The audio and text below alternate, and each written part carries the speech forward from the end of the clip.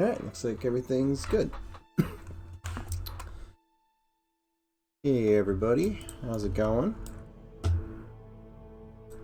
So first thing I'm going to do today is, I've been talking about this several times.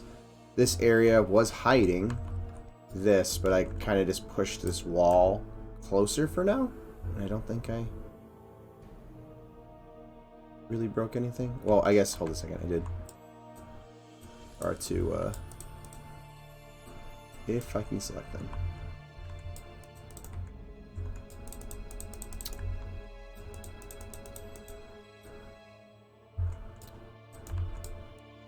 Oh, got one.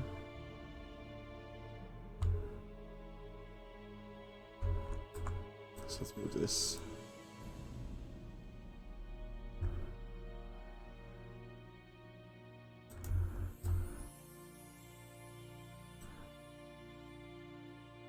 Put it there for now. Oh, I had it. So let's put these on the wall for now. This stuff will all end up getting adjusted at some point anyways. But now I've got some space to kind of really play with that space that I want to. Hey Nick, how's it going?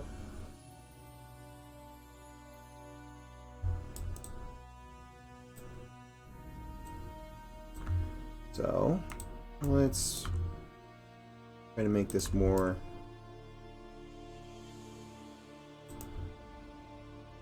of a sheer cliff face. So you actually kind of have to be a little bit more careful up there.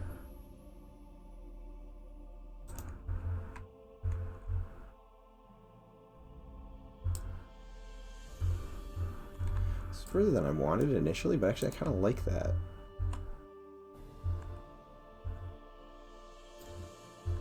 It's going to take some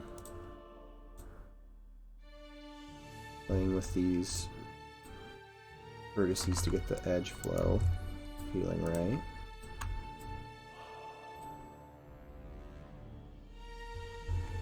I do like that as an overhang though.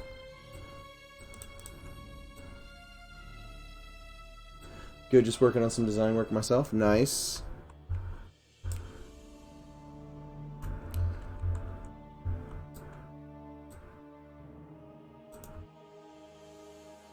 More of the same stuff you were working on the other day?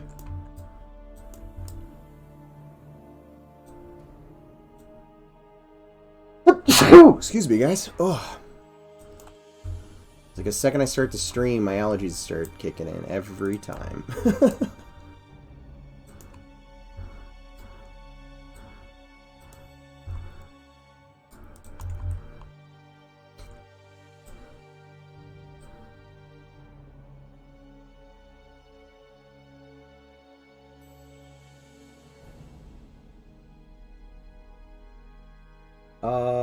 Hey, Fat 32 Dutch. Yeah, I'm editing verts in Unity with Pro Builder.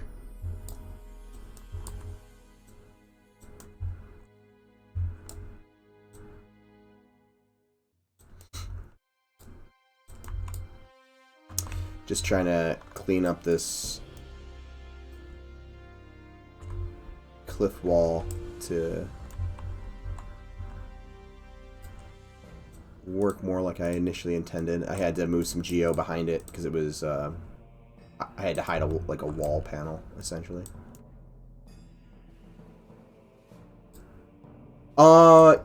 Yes, but it is a built-in add-on now. It comes with Unity. It has for the last couple years, I believe. But yeah, Pro Builder. Yeah, I'm using Pro Builder and Pro Builder and Pro Grids currently, but it's just this, and it lets you. This whole area was roughed out using their modeling tools.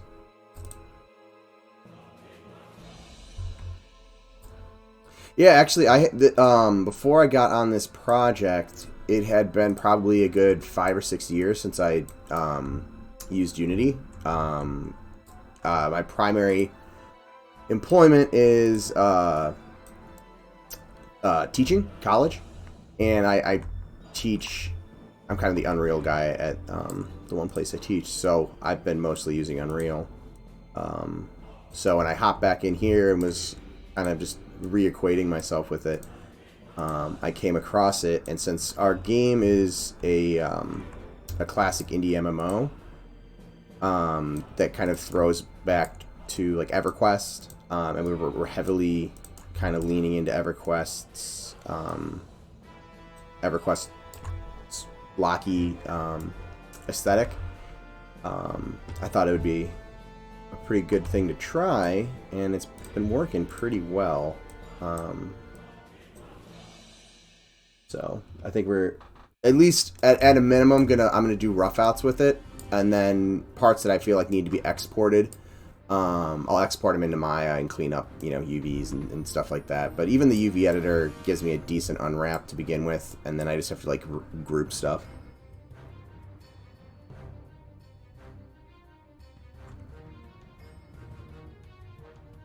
A new perspective of development. Hi, I'm Keybiz.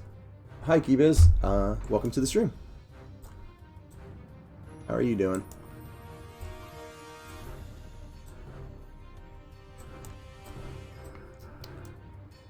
So, what I'm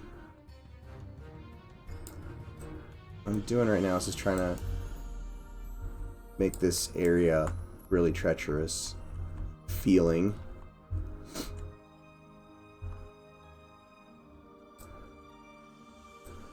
I want to bring that over, yeah, just like that. Doing well, following Sean since he got back on EQ a year ago. Excited for this project? Awesome. Well, welcome to the stream. Yeah, it's definitely a really cool project. And I mean, obviously I'm biased. I'm on the project, but I even thought so before I got on the project. I was really excited. When I heard, because I've been looking for a game like we are building for years. So I was super excited about it, and then, you know, having the chance to actually join the team was really cool as well.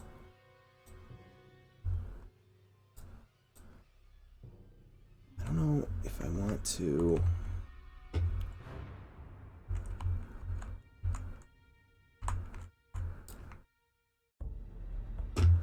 I know the fall damage and stuff, Nick was saying, was going to be adjusted, but at the same time, I don't want to give like that one part of the wall that if you catch it, you slow yourself down just enough not to die. So I'm trying really hard to not build like a subtle ramp into the side of that. If you fall, you're dead. That's kind of the idea.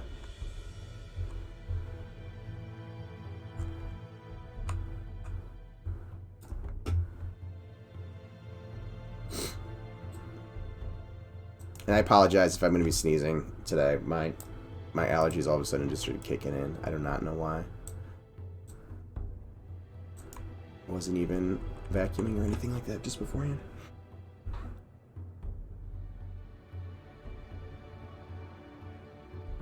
You should do things like that on purpose. They are magical. Oh yeah, totally. I'm definitely keeping stuff in mind and setting up, trying to set up moments that I remember from games that I love. And obviously EverQuest, huge inspiration, but just some of the older 90s style game mechanics, secret rooms, secret passageways, double or one-way walls and doors and all that kind of fun stuff. Are definitely things I'm keeping in mind. And then, just environment, scary environment things kind of like that, where you're just like, oh god, I don't want to fall here.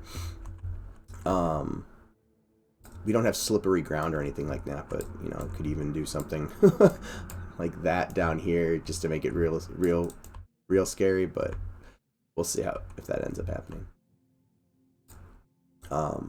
Again, you know, some of this might even get adjusted more, because I did a bunch of this adjustment during my stream Monday night. But oops. Once we have that kind of stuff in, I might end up, if we do play around with like slippery areas, that'll be stuff that'll have to get tuned with height. Although there's not really like water dripping here or ice, so that might not happen. But again, things that I'm keeping in mind as I work on areas and dungeons and things like that. Okay. Liking that. I have to clean up the UVs, but I'm gonna wait and let's see how this feels. And for anybody new to the stream, it looks like my chatbot is throwing some of the links to our website. If you want to learn more about the game, again, it's an indie MMO that is heavily inspired by the late 90s, early 2000s MMOs. So, like, you know, EverQuest is a huge influence. Oh, I forgot I was out here. Hold on a second. Am I hungry? Why am I so slow? Oh, I might be thirsty. I'm out of water. Let's get some.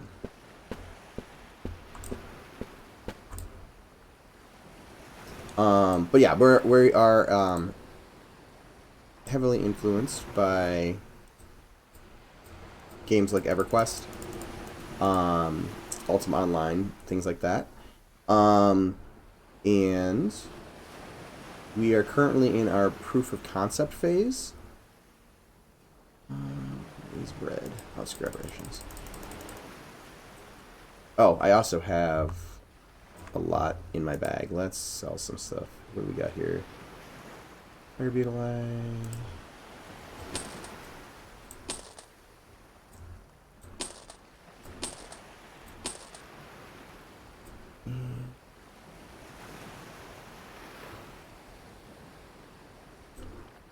Dagger. Keep the rusty swords later.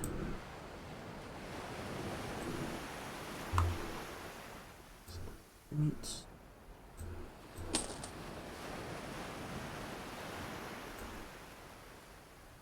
Okay. And let me put that back in. Oops. Oh, I'm still encumbered. Let's destroy these. And I probably did too many rations.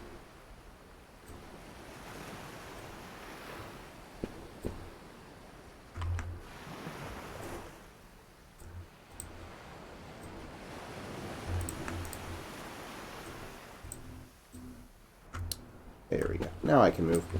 But let's also put on GM speed, so I can get over there quickly. But we have, you know, we're in a proof of concept. You know, all this city area is going to be, is being rebuilt. Kind of exploring style stuff at the moment. And then we're going to be reworking it, the entire layout and stuff, in a bit. So this is kind of some of the stuff we've been playing around with in terms of shape and how we want our sprawl to flow. Oh, we got some. Hold on, I just noticed chat going off on the side. Hey Zukin, how's it going? We definitely have patches of slippery from moss or mold. Yeah, that could potentially work. Mosses and molds as well. Yeah, I'm encumbered. Yeah, I noticed that. I almost fired up one up today, but realized I needed to prep a bit. Oh, you're for a dev stream. Yes, I was definitely encumbered. So let's go. And this whole so actually I forgot to let me open.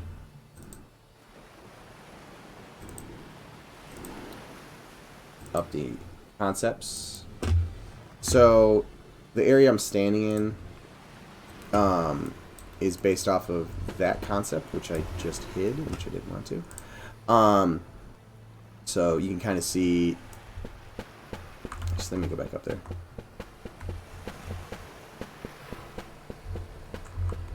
So similar angle, it's not as high up. So you can see this is kind of based off of this and off of this, and then some set dressing stuff. Now the front of this is not. This right now is just a tiled texture. It's right. It's one up there. This would be put into a trim sheet, and then the front would be treated better. It was just kind of a test to see how much detail we wanted on things like that are kind of going off the front. So I was playing around with that, and then Goblin had also had this idea because we wanted to have ruins underneath. So these streets are kind of buried in sand and stuff like that are going to be in the middle of the city, and they'll be you can see it through these planks. But in my mind, as a level designer, I was like, how do we get there? Is it going to be kind of a building out like this, which I might play around with some of these types of buildings as well. But I had already kind of played around with this space, so I kind of cut an area over there, and it's very rough over there still. But I built this area already just to kind of play around with, because we want to hide encounter spaces inside the city and under our city. So I just kind of played around with this to see how small of a space I could get away with for an encounter. So, kind of thinking of like little mob areas, there could be a mob's like a name spawned by the bench, and you could have stuff in here. Although I think I'm going to open this room up just a little bit more. So kind of thinking about that, and thinking about little, like features that you could see that are kind of, memorable, so they could end up being camps or players that you can easily ID them. So I was kind of thinking about that.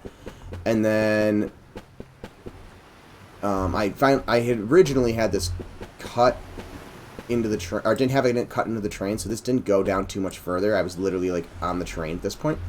And then I deleted a hole in the train and moved the stuff down.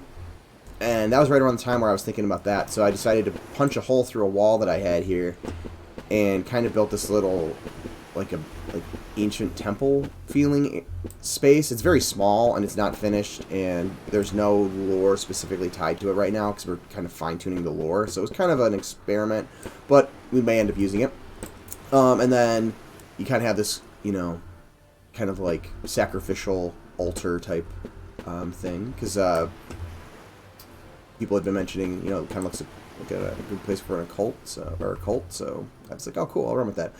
And then, to get down here, this is very inspired by the hole in EverQuest. This fall should kill you. Right now it doesn't. I actually just pushed this further down. It was much, much closer to the camera initially.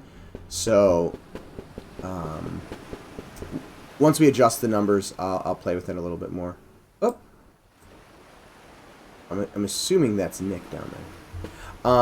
But now I can have this area, because originally that wall was right here, so it had this kind of like shelf. It didn't look scary. This actually looks fairly scary now. Oh no, that's not Nick. That's NPC that's sitting there, isn't that? Hold on. Yes, that's an NPC. So I moved it into. So we'll have to fix that spawn. It is essentially what the problem is. Oh, you can't. Oh yeah, you can't back up. Okay. Is that too steep? I might have to play around the steepness, because it's a little. Yeah, you have to get some speed into it. So I might bring this down a pinch and bring that down a pinch. But this is already kind of getting that unnerving feeling that I was going for. With this super tiny space. Although this indentation, I'm kind of able to walk up, so I think that's kind of making it feel a little bit easier to hug the wall. I really want it to be like you're on a razor's edge type of a feel. So, and then you pop down, and just like the hole, once you fall down, you can't go back up. So you can kind of explore the cave areas down here, which can easily be expanded. I've got tons of room in different directions. I was just playing around with different feels to these. So this area is a little bit more like classic EQ, where it's, you know, very boxy caves, and then the one I just ran through is a little bit more modernized, I guess, in terms of there's more geo, and it's less boxy. So as opposed to just kind of playing with the width, I'm also playing with the height and tapering sides and stuff like that. So I did a couple different approaches. Oh, I forgot, I need to fix that too. So I was playing with a couple different approaches. Actually, you know what? I might leave that and maybe make another little like thing, so you just kind of jump up those. So yeah, just kind of playing around with different feels for the cave systems, and how we wanted to do them. So I've got this one that kind of spirals around that I fixed on, and I just noticed this a texture issue. I fixed on my last stream, which comes up into here.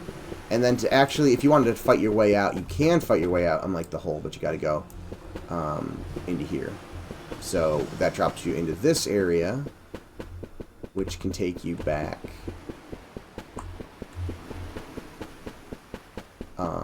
towards the baths, which were over there, and, you know, back over here. But I'm going to try to kill myself. Oh, it worked! I'm dead.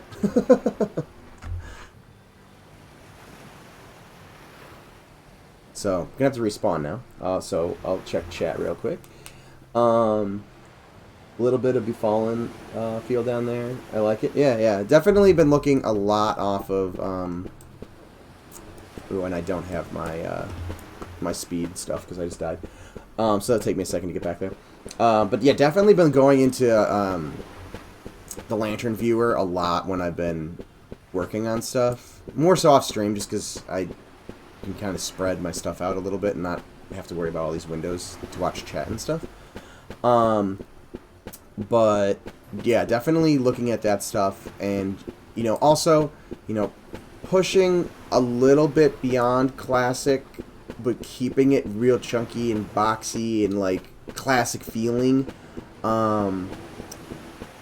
So just trying to find that balance of making it feel nostalgic and feel old, but also making it look a little bit more modern. Obviously, we have the modern lighting, the modern shading type stuff that can help us, but just trying to update a classic feel without making it not feel classic and retro. So we gotta go get my corpse. And then what will we need to do to make sure interactions don't get, or interiors don't get lit during the day? That is going to be a good question. I haven't actually sat down and looked at how we have the day-night cycle going.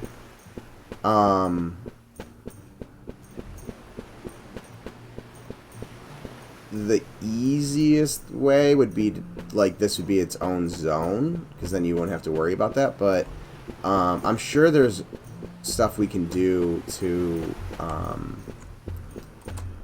cut out or like occlude the skylight from a certain area. I just have to dive into it more. Again, it's my more limited knowledge of Unity. We could potentially also do stuff with post-processing too. So once you enter the volume, it occludes, or it cuts off sunlight, maybe? I don't know. We'll have to figure that out for sure. But there's definitely ways to do it. But again, the easiest way will definitely be to take, you know, and put it into its own zone. But ideally, you know, it not having to be in its own zone would probably be better. So I made that too steep. I'll have to fix that. So that'll have to be made less steep, and I've got 2 other adjustments in mind. Okay, so then you kind of walk across here, and this gets us to the area that I was working on. So I'm hoping to get to do a little bit more work in here.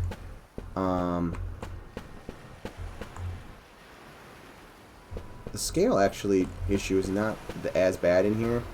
I may push this down just a pinch so that the camera's not smacking the ceiling as much there.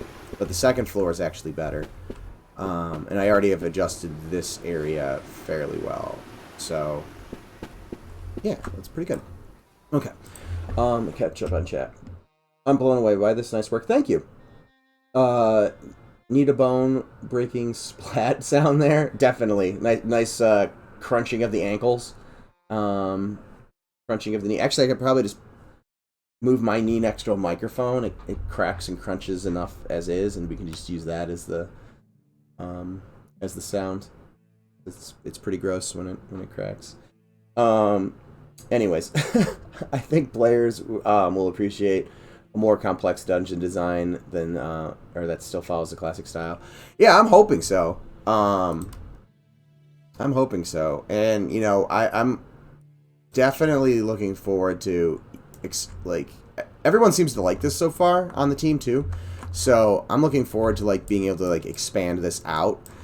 Some of it I'm gonna wait until we get the redesign and kind of have the lore locked in, so I can make some more like mental decisions on like, oh, this would be cool if this links up with the sewer. Oh, this would be cool if this links up over here, and make this, you know, a fairly complicated network of different you know, different like encounter spaces. You know, linking it up down here with our sewers and stuff like that. But some of it I don't want to do too much work on, because like I don't want to expand out into these giant branches that run off of here and then go, oh, I don't need that anymore, and have to like bring it back and stuff like that. I mean, it's not too hard, but at the same time, I still have tons and tons of stuff to focus on, so it's not like a lack of things to do. Alright, so what did I have? I had the... Where am I? There we go. This was too steep for my character.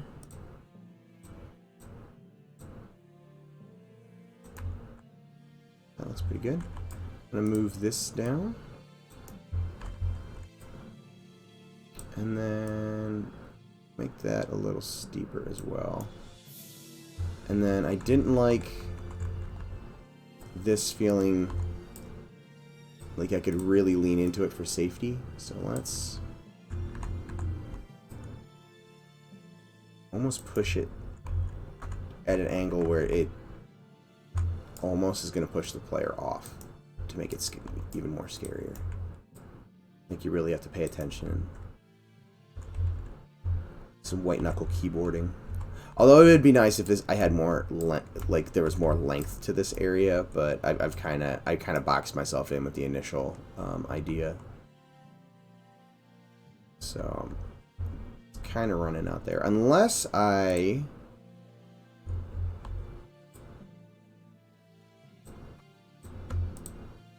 don't care about the symmetry of this.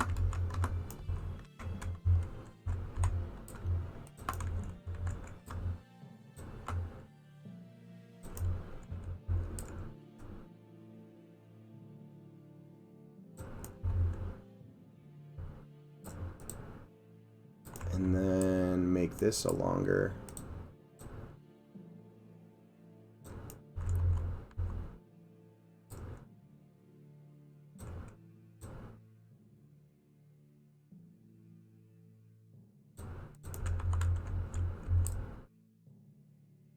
That. Something like that. Kinda digging that idea. Let's see how this works.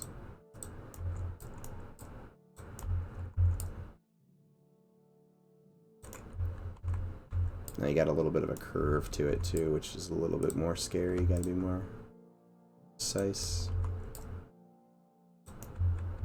Okay, so now I'm gonna have to also fix some of these angles that weren't a problem before.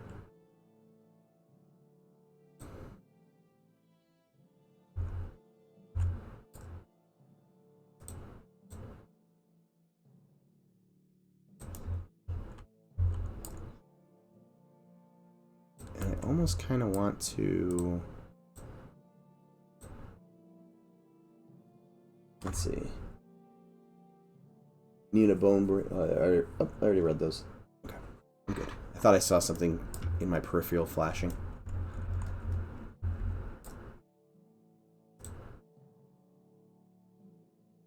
So that'll be more straight, and then... Oh, can I... Oh. There we go. Something like that.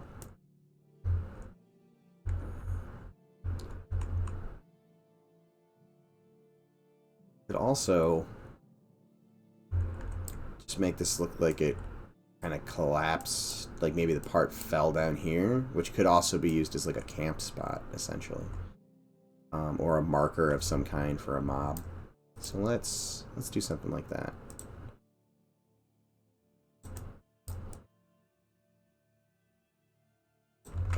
Sometimes, come on.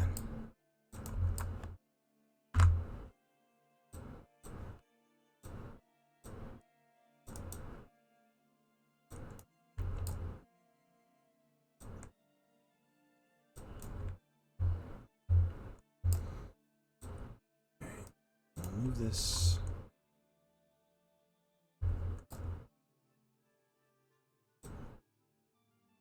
Over here.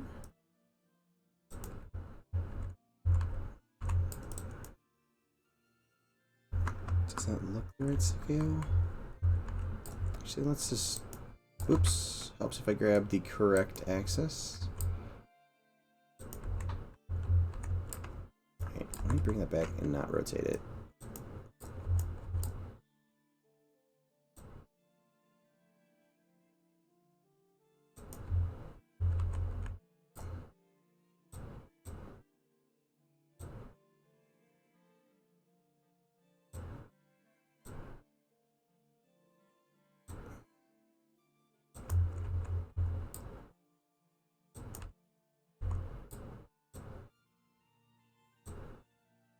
Oops.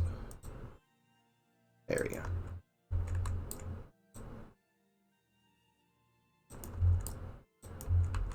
So I'm just kind of building in the missing piece so I can move it down so I know it's... I'm not just kind of eyeballing it.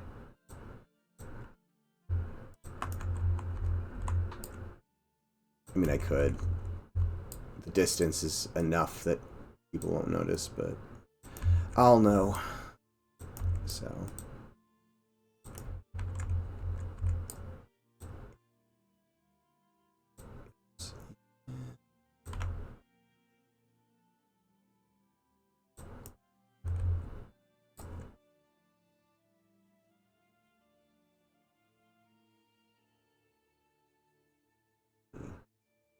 something over here real quick.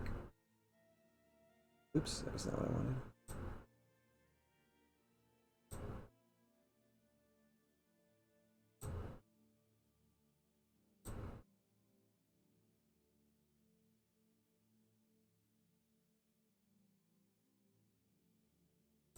There we go. There we go. Much better setup. All right. So this edge is probably a little higher than I'd like it.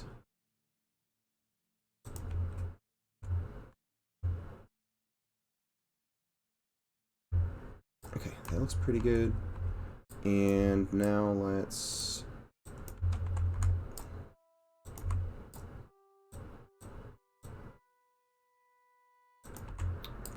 here.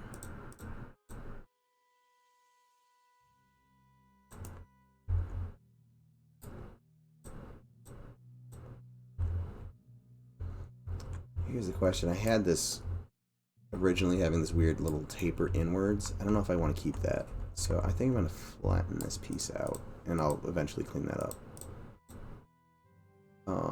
So let's...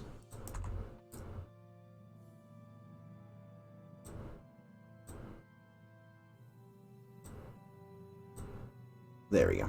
Okay, so I've got a piece that's kind of about the right size. And I'm at a bad angle.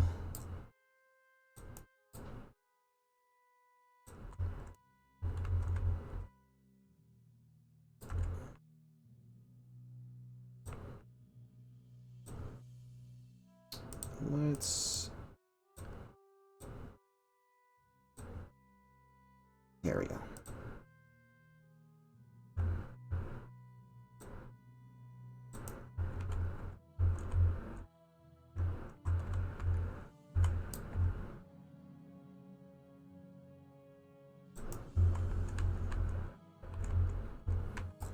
And now I'm going to break this up a bit. It probably would also have slid down here.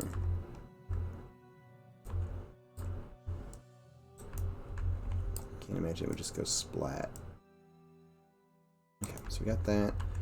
And let's break this up a bit.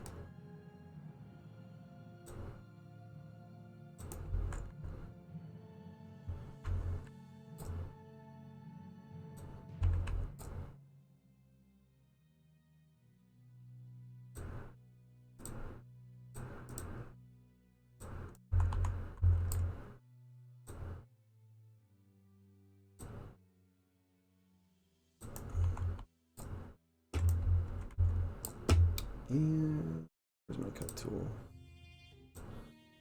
This tool, I swear.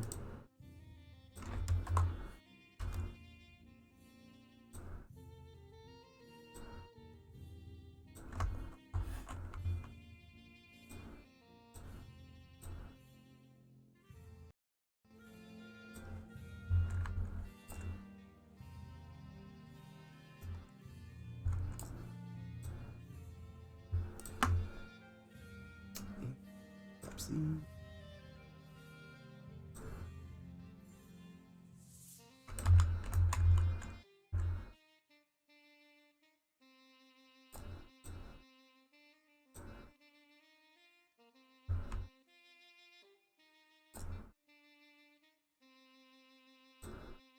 Come on.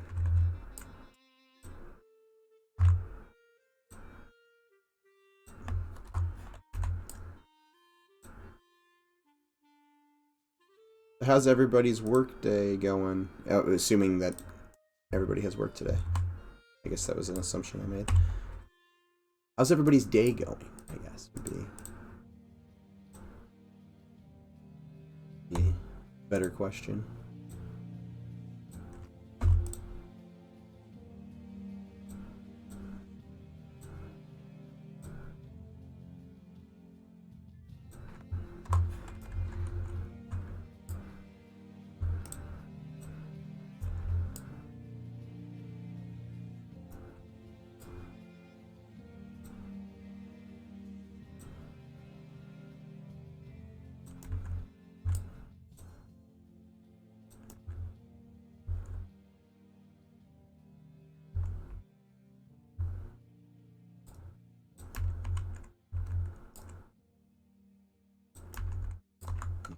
So what?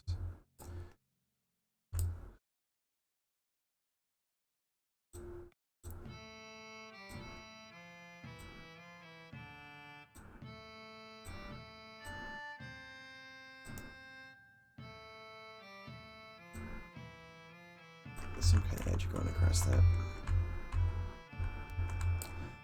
May as well just an edge down this as well. Oops.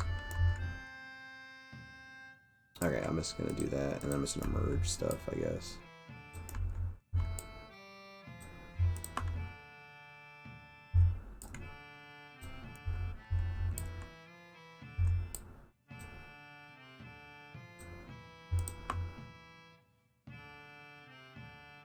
Working from home on one computer and have the stream up on my PC, so all good.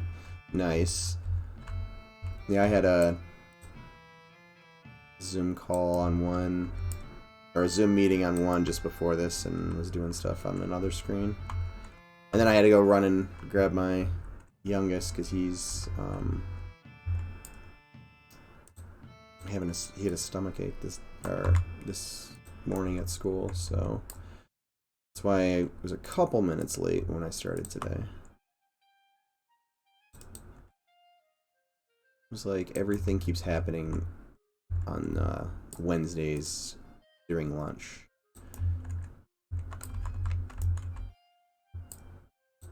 Just delays the stream start. It seems to be the it's looking a little bit like a sand crawler from Star Wars. Let's break that shape up just a bit. Not that I'm against Star Wars by any means. I'm wearing a Star Wars hoodie. I'm actually a little, probably too invested in Star Wars myself, but your youngest is homesick as well. Not COVID, but a nasty respiratory infection. Oh, that stinks. Yeah, we were, was it 2 weeks ago? We all got smacked with what I think was the flu. All the COVID tests came back negative, thankfully, but it was not fun.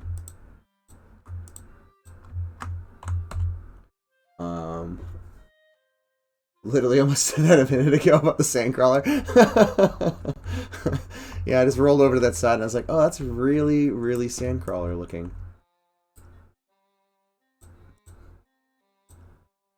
Oh, that would be a cool camp name. Everyone meets up at the sandcrawler.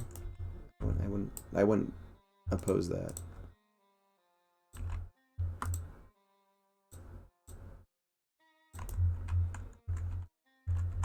Maybe I'll have to hide a rock out in the dunes.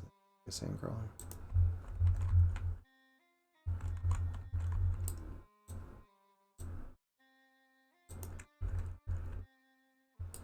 So this needs to get broken up.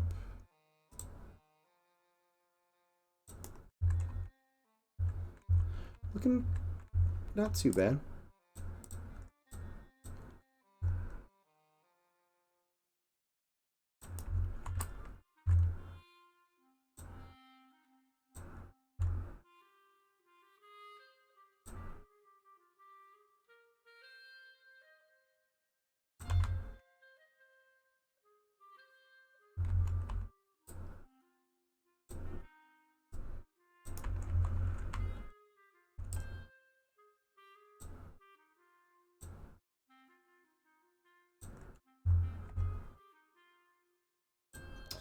Trying to find an angle I like. I want us to lay down.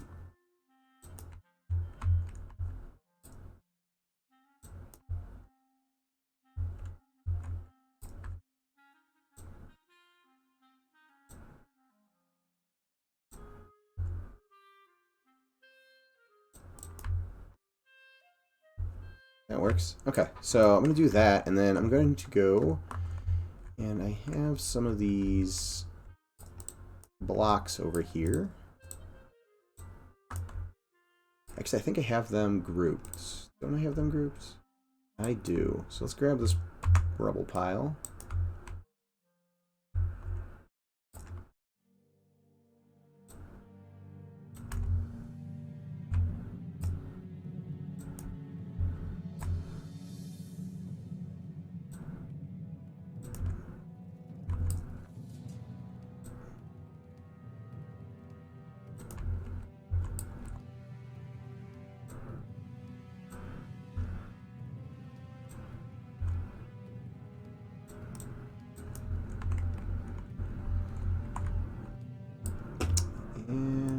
fix these pivots, because apparently I didn't. Or they got screwed up somehow. Okay. That one's good. That one is not.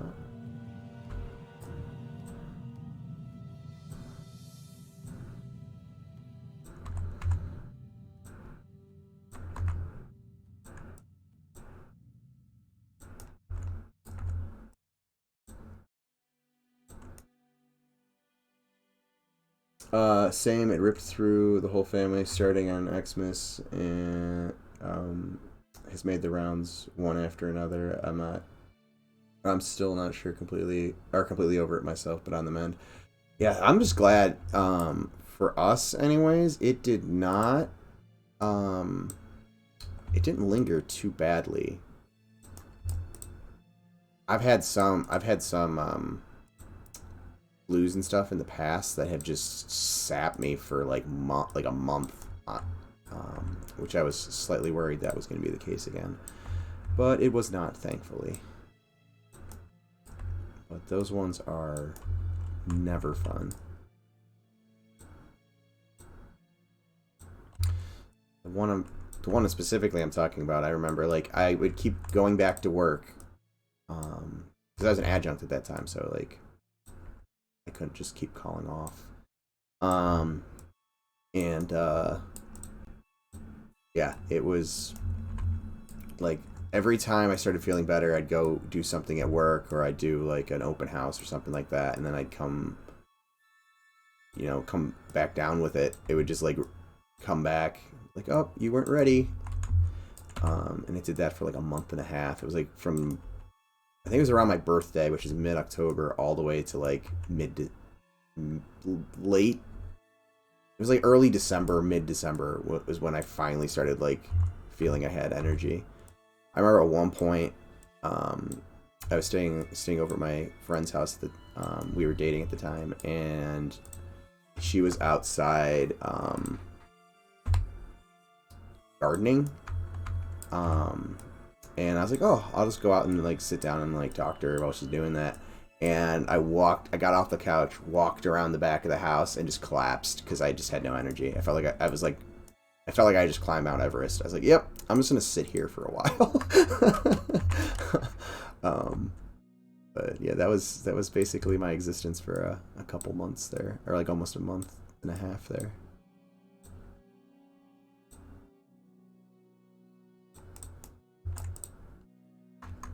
Alright, so let's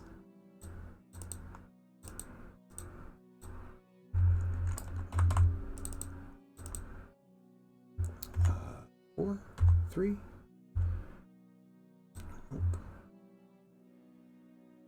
What? 9? There we go. Forgot what one I'd set it up on my material panel. Let's tile, and then we will group those together. And again, if I could talk, sorry, the UVs and stuff on some of this stuff, I'm just gonna export out into Maya to clean up a little bit better. And this will probably end up having, like when we have like a broken up brick texture, they'll either be like projected onto it or just applied to it depending on how it looks. But for now, this will work.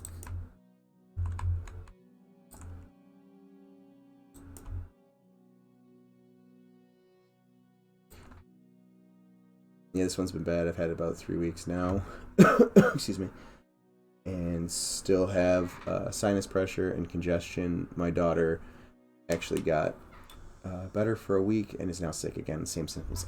Yeah, that's the worst. Just, I hate relapsing when it comes to getting sick. Oops, I don't want that rebel pile. I want this rebel pile. Duplicate. While I was doing that, I just remembered I also wanted to put some of these rubble over here. I'm not going to necessarily worry about set dressing it right now, because stuff's going to be moving around, but I do want the pieces over here.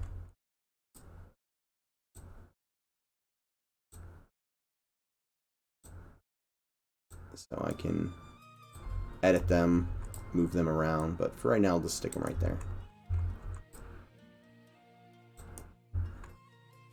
Actually, no, I'm going to move them over here so I can see them nicely. And then I'll play with them later. All the COVID tests have been negative. That's good. That's definitely good. Yeah, the one we had a couple weeks ago started out like all my symptoms were the exact symptoms I had from my COVID shot. Or not my booster, so I guess it is my shot, but the booster, it was like the exact same symptoms. And I was like, oh, great. And then it kind of went into like a stomach bug. My kids, like I threw up like once, but just a little bit. But my kids were like, I felt terrible for them. They just were like, both of them for probably like a 3 to 6 hour window were just constantly going to the point where there was like nothing left. But they came, you know, they rallied pretty decently, but we were all kind of out of it for a little bit, and we were waiting for the COVID tests, so they had a couple days off of school until we could confirm it wasn't COVID. But once it kind of turned into a stomach thing, I started to suspect it was just a flu of some kind.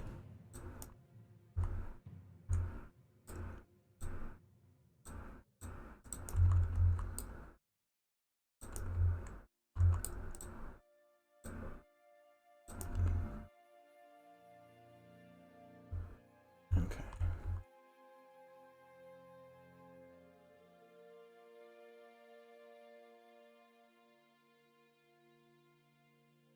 Came for the game dev, stayed for the snot and vomit. I know, isn't it's a lovely conversation we're having today.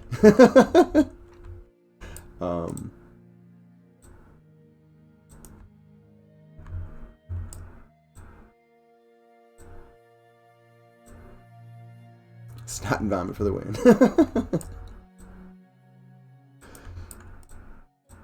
Yeah, but I do hope you and your family feel better soon, because I know how much that is not fun. Oh, my lips are so chapped. I don't know. It's probably just because the air is so dry here with the snow and stuff. But man, I've had super chapped lips over the last 2 weeks. I cannot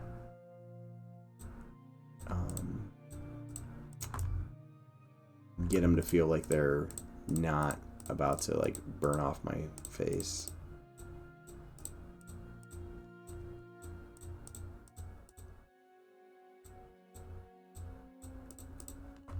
But it's that season here for sure. That and my hands get super dried in the winter.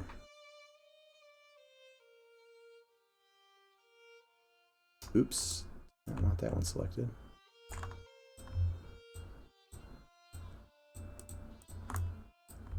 Oop.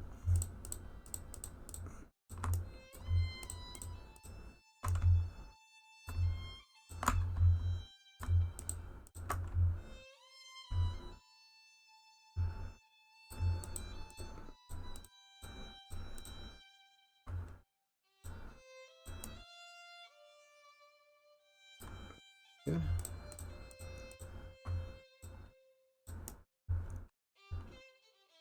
Okay, so we had that.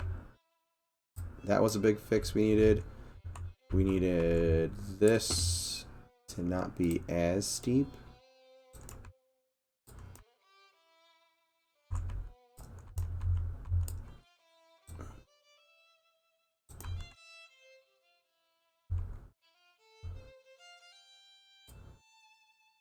Need to fix this part too.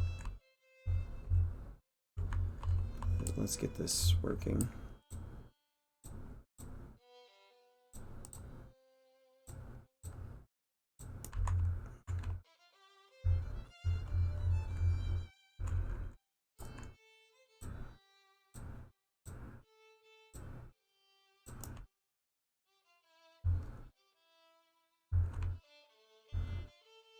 Okay, so let's clean this up a little bit too.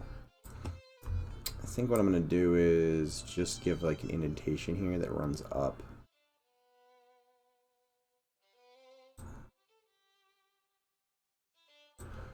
That tool. And of course it's not going to behave. Why would it?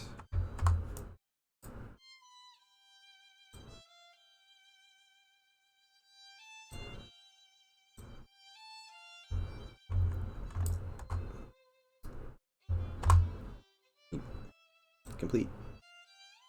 Why is it not? What is going on? Oh. Me and this tool just do not see eye to eye half the time. What the heck? Oh, that was not what I wanted. Oh, come on. Oh, okay.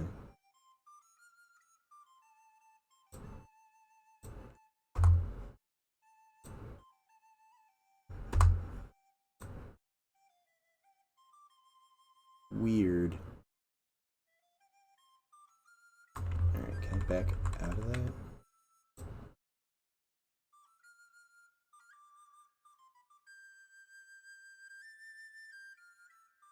Okay, for a second there I was like, uh oh, it's non-responsive. That's not going to end well.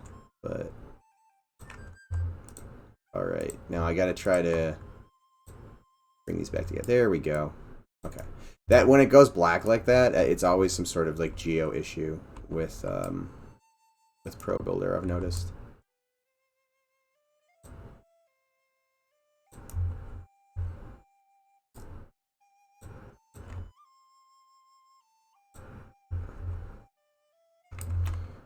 I don't want to do this. I think I'm just going to attempt to use the cut tool again here, and then we'll just bridge that back together. Or actually, we might just merge that.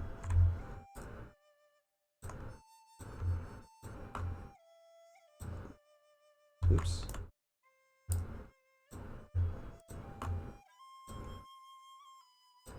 Weird.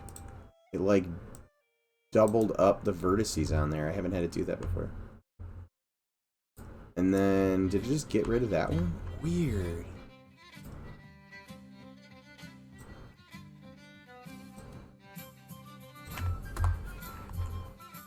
I have not had the cut tool do that before. Which makes me feel like I should probably save. It's one thing I've learned over the years. If tools start acting funky on you, you want to save because a high chance it's getting unstable. Alright, one last cut. Awesome. Wait.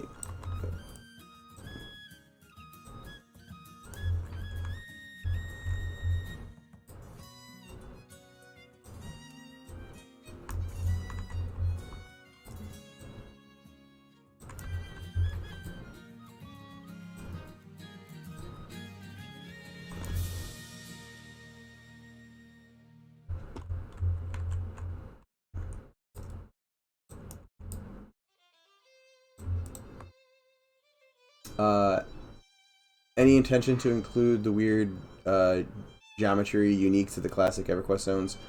Hard to describe, but the ground had very many vertical faces connecting ground pieces together rather than smooth plains of hilly areas. Yeah, I've fooled around with a little bit of it. So, like, you know, there's these kind of just parts that are extruding up. In other areas, I'm definitely going to play with that as well. Like this kind of... actually, let me bring up...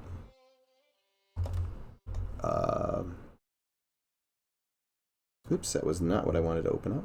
That was what I wanted to open up. Where'd you go? I think I just opened a second one. I did. Come on. So like...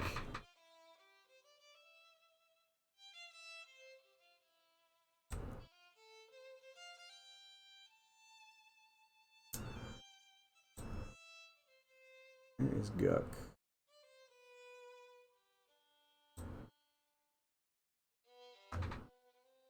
Bound to be some in Guck. So yeah, just kind of more like the little step up areas. That kind of stuff I'm already kind of throwing some in, just a little bit here and there, but I'll probably be throwing more of it in certain areas once we've kind of locked in on stuff. Just because it's easier to keep... It's easier to model and keep stuff... so you can see, you know, there's little bits here and stuff like that, and here. But it's easier to keep it in, like, quads, although I am putting triangles and stuff in here, just to make edits, while moving stuff around. So once it's kind of locked in, like, yes, we want this, yes, we're going to keep it, or, you know, move it somewhere else, at that point, I will probably do a treatment on it, where I'll go through and just kind of add in a little bit of those extra bits and pieces that kind of give it that classic feel.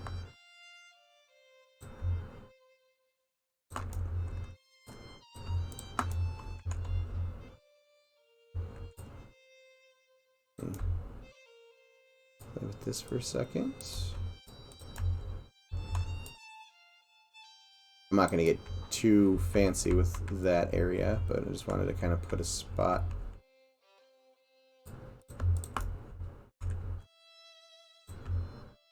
in here.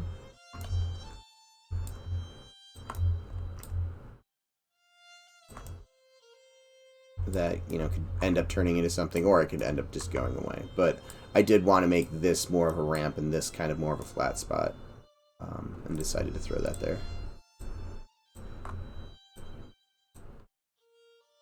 Okay, so this and this.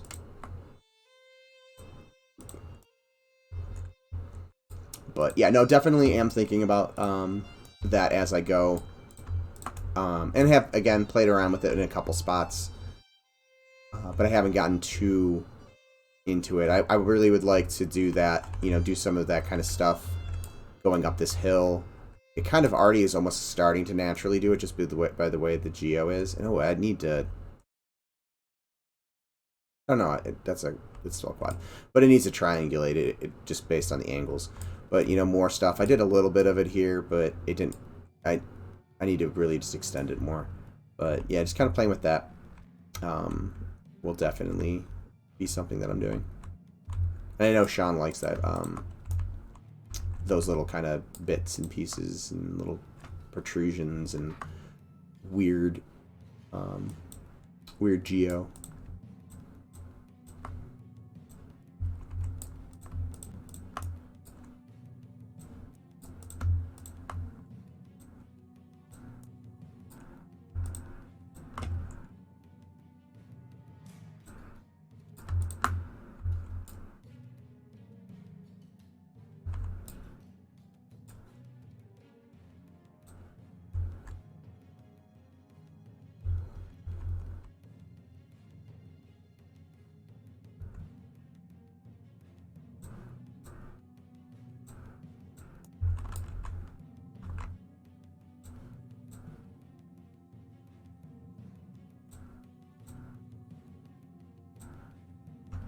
To play with this area. I'm not liking how that's... I like how it looks from, like, this area, but I don't like how it looks right here. But I think I'm going to have to play around with the edge flow. Oh, yeah, I moved some of this stuff around and never fixed the edge flow. That would be part of my problem. But I'll at least fix the angles real quick. And then I'll probably play around with that later. But I might end up doing some of that kind of stuff over here to make this feel, this little kind of, like almost like a pinnacle like thing. Kind of make that a little bit more pronounced instead of just a nice little slope.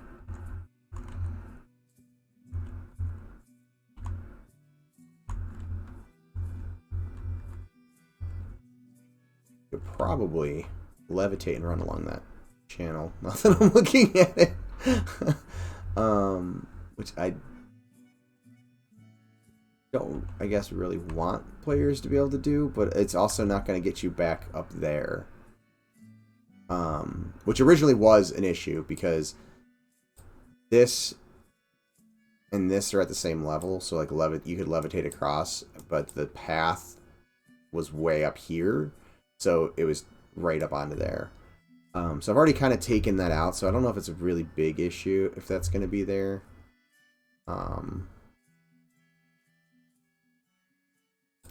I'd have to adjust the edge flow for this to go up here. I might, that'll be something I'll keep in mind. I don't know if I'm going to change it right now though. Okay, so we got all that. What was the other thing? Something over here. Was it this? I remember running up here and being like, oh, I need to fix that. Part of it was this.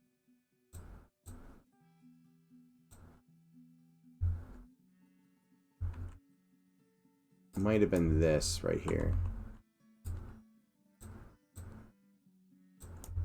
It was sticking up too much.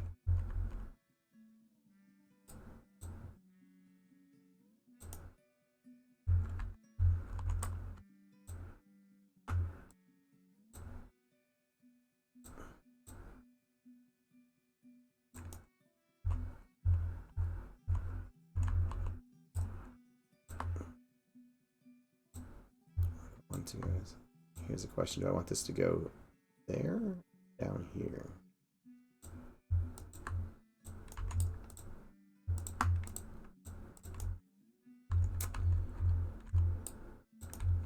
There we go.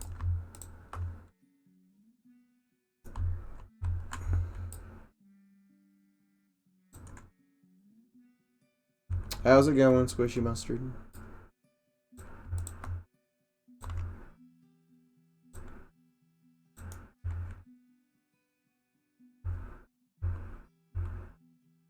That looks better.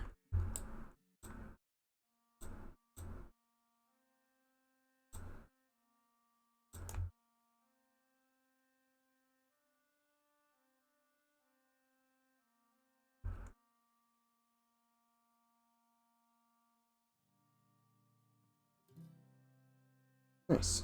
Okay. So that looks better. This needs to...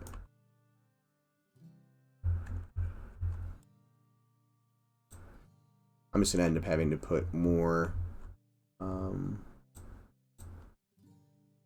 edge loops in some of these, just because the faces are so large and the angles they're at.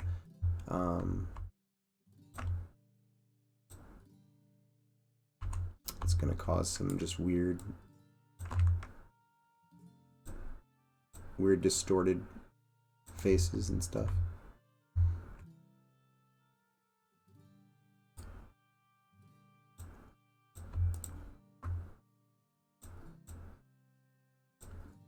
Oop, right at the edge. Let's not do that.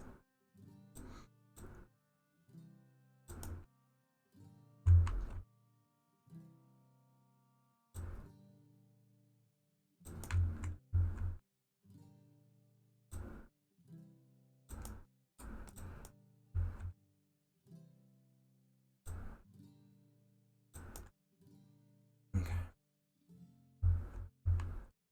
I think that was all of them. Let's go and test it.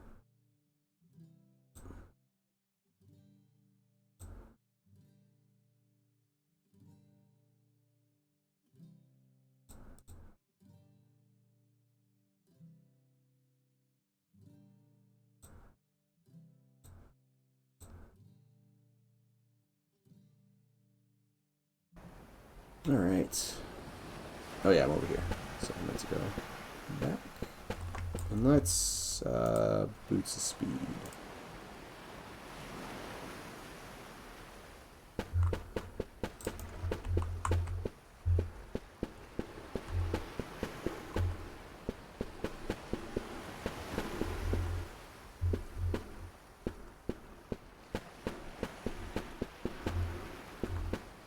That I want to pull back a little bit further as well.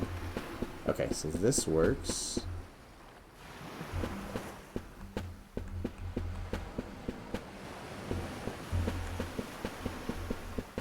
Small little cave room.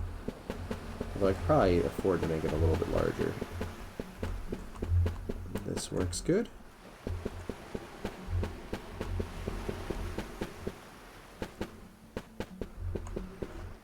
That works there.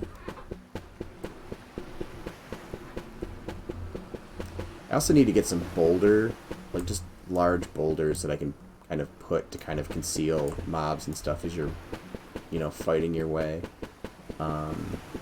Which is also a fairly commonly used thing in the hole. This wall, I do not like the look of it. Need to fix that angle. But everything else is looking alright. Just need to go check that other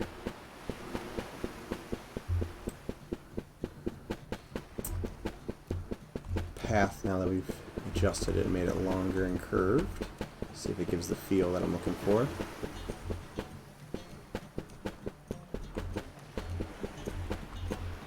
Okay, now that does feel sketchy. Oh yeah, that feels sketchy. Oh, it feels like you're like literally. Granted, as we make adjustments to the character, this is at that point where it's so thin. If we do adjustments to the character capsule, it might cause issues. So like when we get to ogres, I may end up having to make this a little bit larger so the ogres don't roll off the edge. Or ogres would have to just shrink to be able to go here. But that is just me guessing. That isn't necessarily what would happen.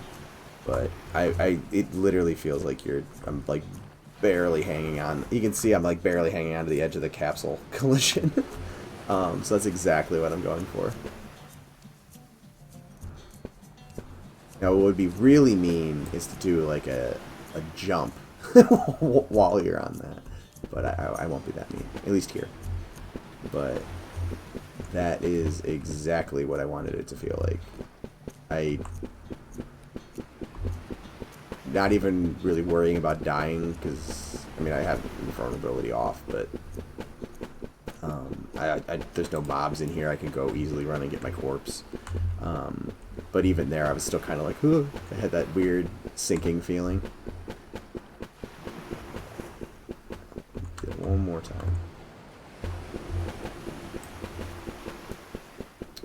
But I'm pretty happy with it. For now.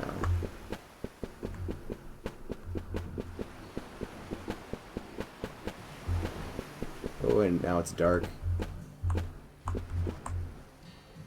Get a pit of nothingness below me, besides the NPC who's needs to be moved.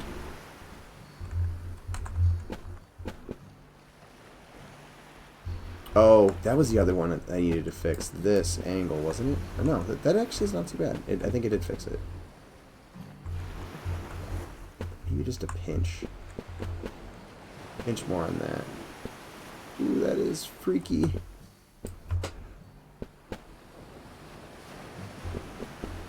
It's great that everything in the cave is wheelchair accessible. You know, we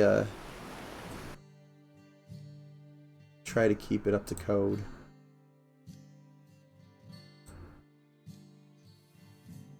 Okay, let's go fix that one angle. Where am I? Oh, I'm right here. Okay. So this Needs to slightly have a less or its angle minimized. And I'm gonna make it a little bit thinner on the edge there.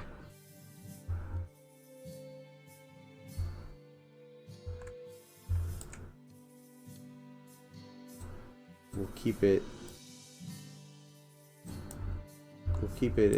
pretty sketchy the entire way down.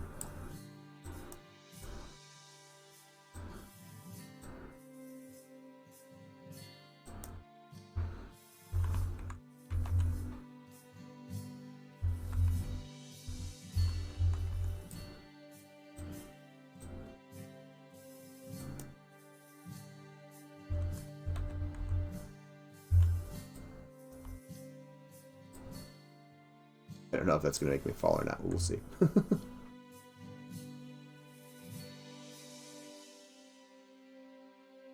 You don't see a railing around those large drops. OSHA would not approve. And I doubt that is up to code. Well, we haven't released the lore about the what the code is in our world.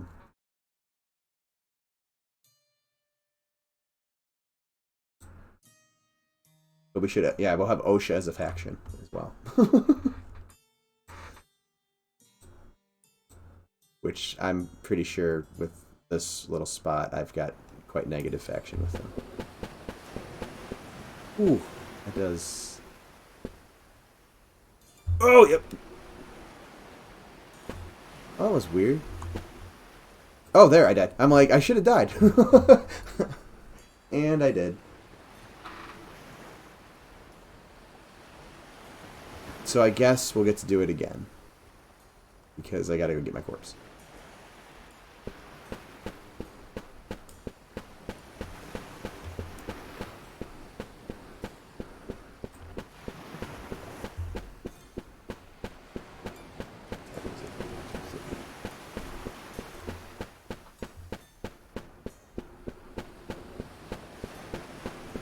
Yeah, I'm pretty pleased with where the cave system is right now. Again, it's got plenty of room to expand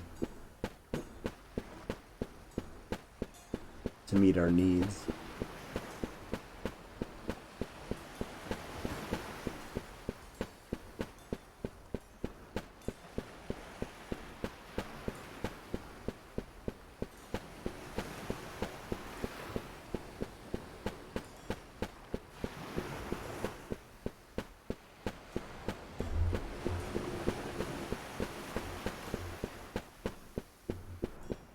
So much slower without boots of speed,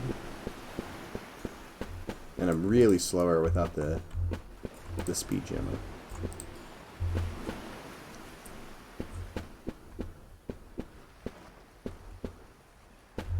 It is dark in here without a torch.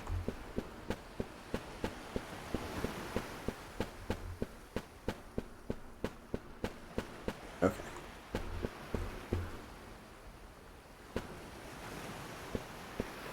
I get to do this in the dark.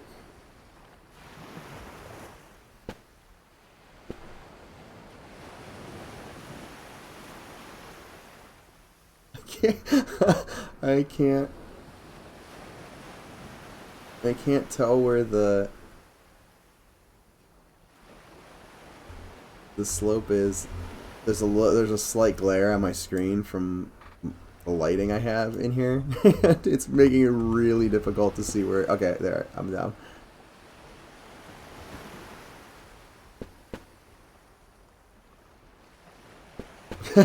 Yeah, it's a classic corpse run, just minus the mobs, thankfully, because I would have much more problem at this point. But you can see, even without the mobs, it's got the feel.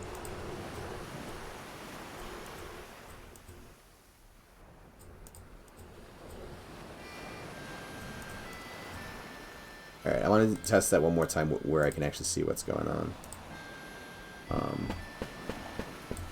So let's set, or no, time set 7 a.m. I always do that. I forget to put the space after the 7 or the 6 or whatever time I decide to put it to.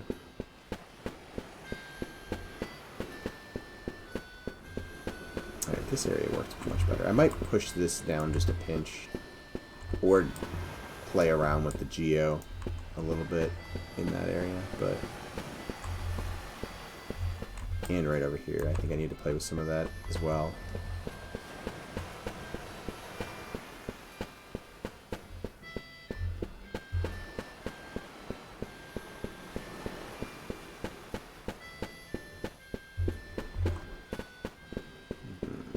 Alright.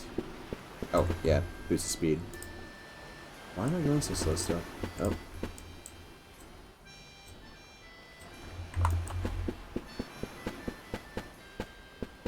Much better. Okay. So yeah, that works. Especially I like the little drop and the angle right there, because it really makes you feel like you're starting to fall. But there's just enough to catch the character if you're pressing the angle on the keyboard correctly.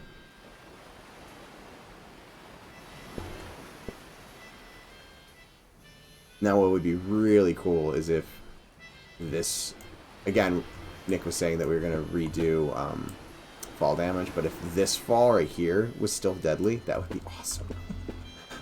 So you have to make sure you fall off this way. So if it's dark and you just wander off this edge, you won't be happy.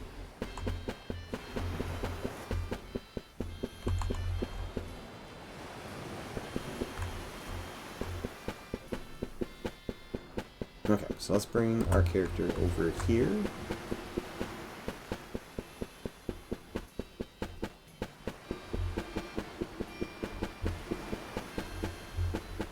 Alright, so let's see. I've got this, which we already worked on. This needs a roof, I just realized. Got this, which that will need to be adjusted. And then I was starting to build this one out so that I think I wanted to be able to go in here. And then build sand up, I think, over these. And you can get into this one. This is, I'm going to probably make these two into one building because it's rather tiny structure. I mean, even this one's kind of tiny, but I don't want them all to feel really tiny. So we'll open this one up. I might just make this into one large one. So you get to this one, and then I'll have it so you could go under like a tunnel to get to that one. That's kind of the idea. I noticed you're building a lot of geo off of the placeholder collision.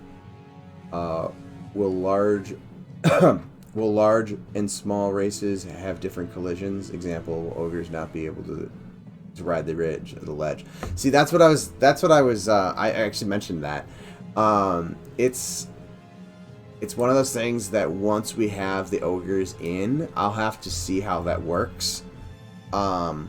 Because as the collision, oh, I should have kept in, but as the collision gets larger, the distance, as the capsule gets larger, the distance that the bottom curve, which is actually what's holding your character up, will get further from the wall. So there is a possibility that the way it's built right now, when we have a larger ogre, that the ogre literally will just miss that edge. And then if that is the case, that's the point where we're going to have to make a design decision. Do we want it so that ogres are forced to find a shrink, or do I just move it over a little bit? So there'll be obviously some discussion on that and how we want that to work for larger races. But that is definitely something that I'm keeping in mind. And we'll have to make some design decisions. I cannot speak today. To those types of questions once they actually give us, once we have some feedback to go off of. Time to implement secret known tunnel. That I may have ideas for secret gnome type things. But I might not. You guys just have to wait and see. But no, scale. I've definitely been thinking of fun things to do with scale. That has definitely been something I've thought about. Now, whether we end up using all the ideas and things like that, you know, to be determined. But I have been consciously thinking about a lot of that kind of stuff.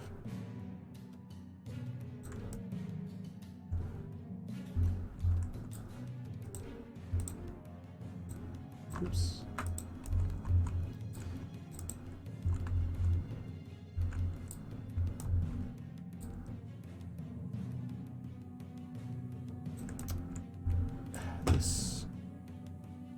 There we go.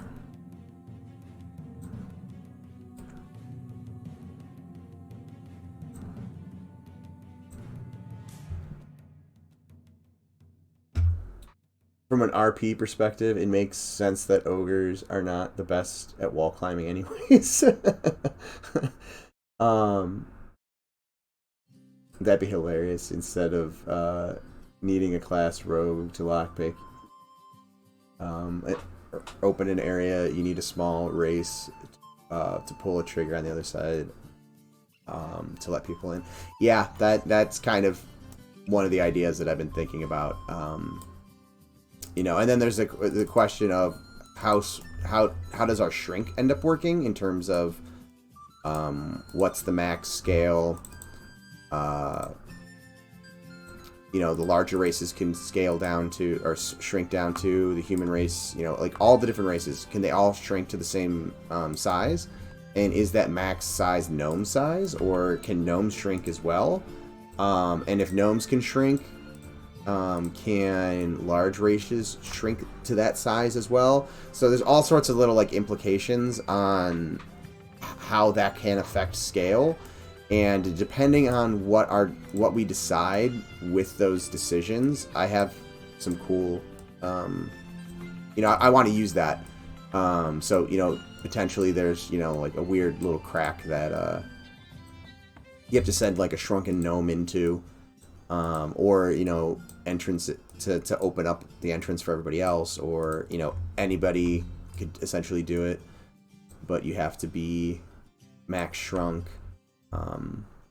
But do stuff like that, and potentially the opposite. You know, what potentially could larger races do? And again, this is just stuff. None of this is been decided upon. I've mentioned it before, but like, do ogres and trolls, because they're larger, can they step up onto things, or, you know, get to things that are slightly higher up just because they're you know, larger? And then if so, how does growing a character, does that actually give any benefits? Can you use that for traversing terrain? So you all of a sudden you have cracks and stuff you can go through when you're shrunken, and you can get up on top of things to make gaps and stuff when you're larger. But that also comes with a whole lot of other design questions, and we also have to take into account, you know, like the environment and how that will affect traversing of various environments that we already have established. Granted, you know, everything right now is kind of in a design, like a, you know, a prototype iteration type stage anyways. But that is, it will have ramifications on anything that we've already done, having to go through and test, like, okay, now that the gnomes can shrink, one, we don't even have gnomes in terms of their scale, but so let's say gnomes are in, how does them being small, how does that affect the world as it is already? is it, you know, causing any weird issues or anything like that with their collision with the geometry? Are they getting into areas that there wasn't an intent that they would be able to get to, but they can because they're just so tiny? So stuff like that.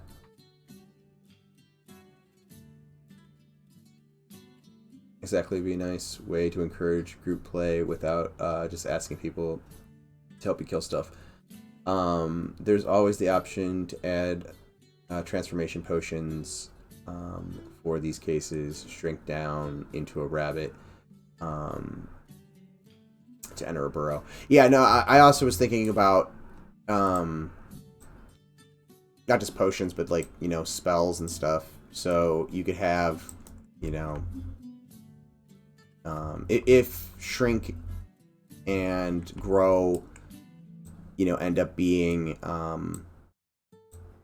important, that opens up, you know, new spells. You know, like I think I used like Spirit of the Ant or something like that as an example, where, you know, you become you know, max shrunk, but, you know, ants are strong, so maybe you get some strength buff or something with it too. But again, those are just ideas that I've floated. There's no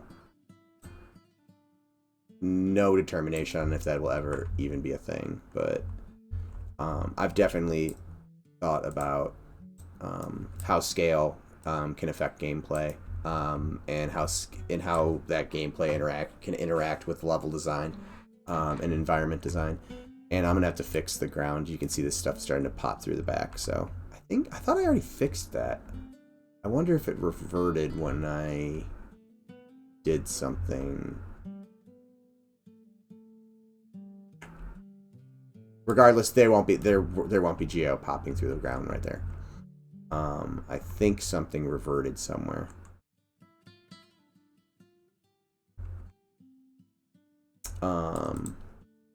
That, or I just didn't move as much as I thought I did, which could also be a possibility. Okay, so let's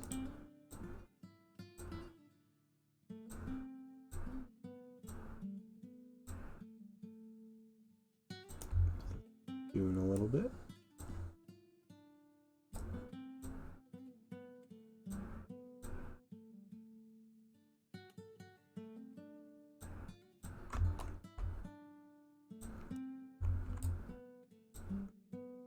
Oh, and I see my chat bot spamming again. So, excuse me. If anybody is not familiar with our project, we are making a game called Monsters and Minions. Or why do I keep saying Minions? Monsters and Memories. I do not know why I keep doing that. I know the name of the game. But anyways, Monsters and Memories. My memory is just not apparently good enough to remember that. But yeah, so it is a indie MMO game. It's very much inspired by EverQuest and other classic late 90s, early 2000s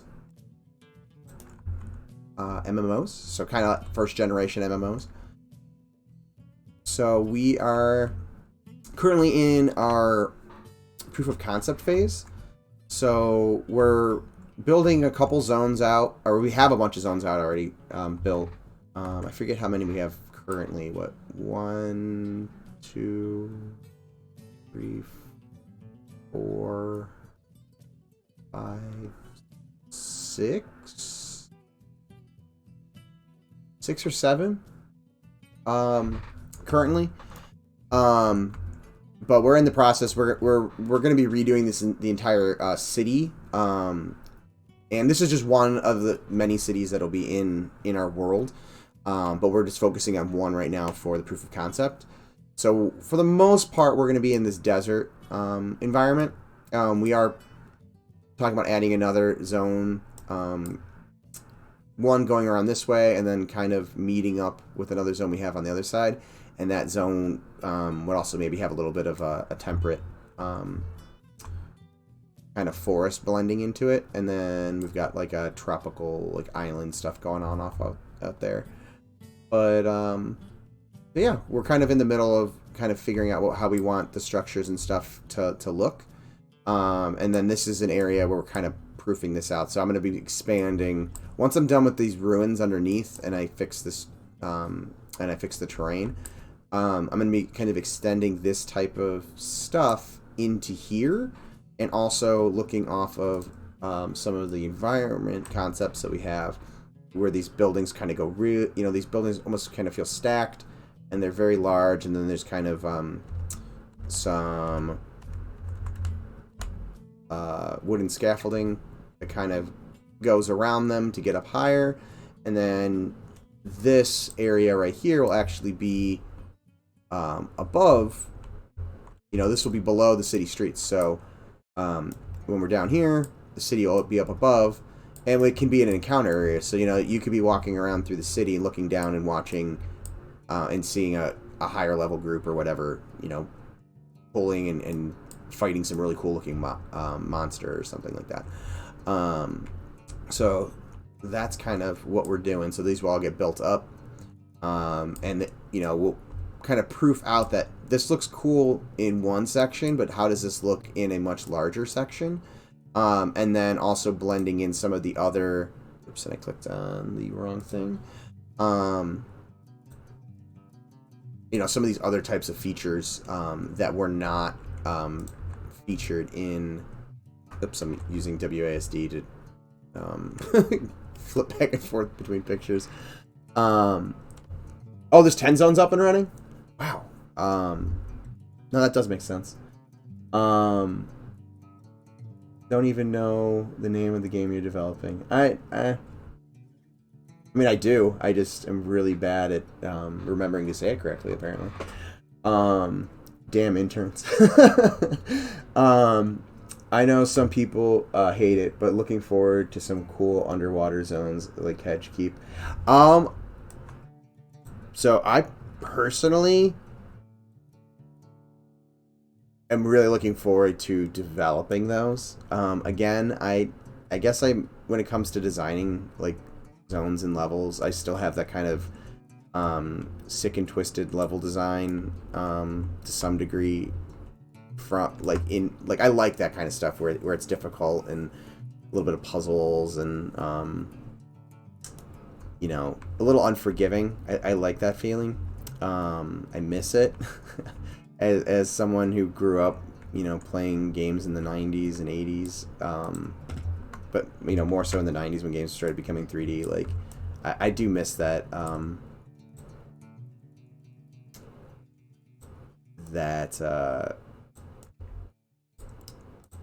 sorry, my mind just switched tracks. I mean, that difficulty, that where, you know, it feels dangerous, and then you get that actual achievement feeling. It's not just you're throwing. You don't get that feeling of achievement just because you're getting gear thrown at you every 2 seconds. But you feel like it. You get that I overcame feeling, which is awesome in my opinion. And is lacking in a lot of games these days, unfortunately.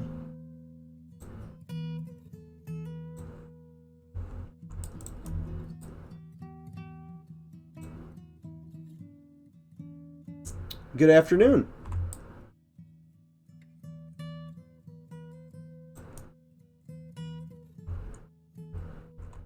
How's it going? Let's see.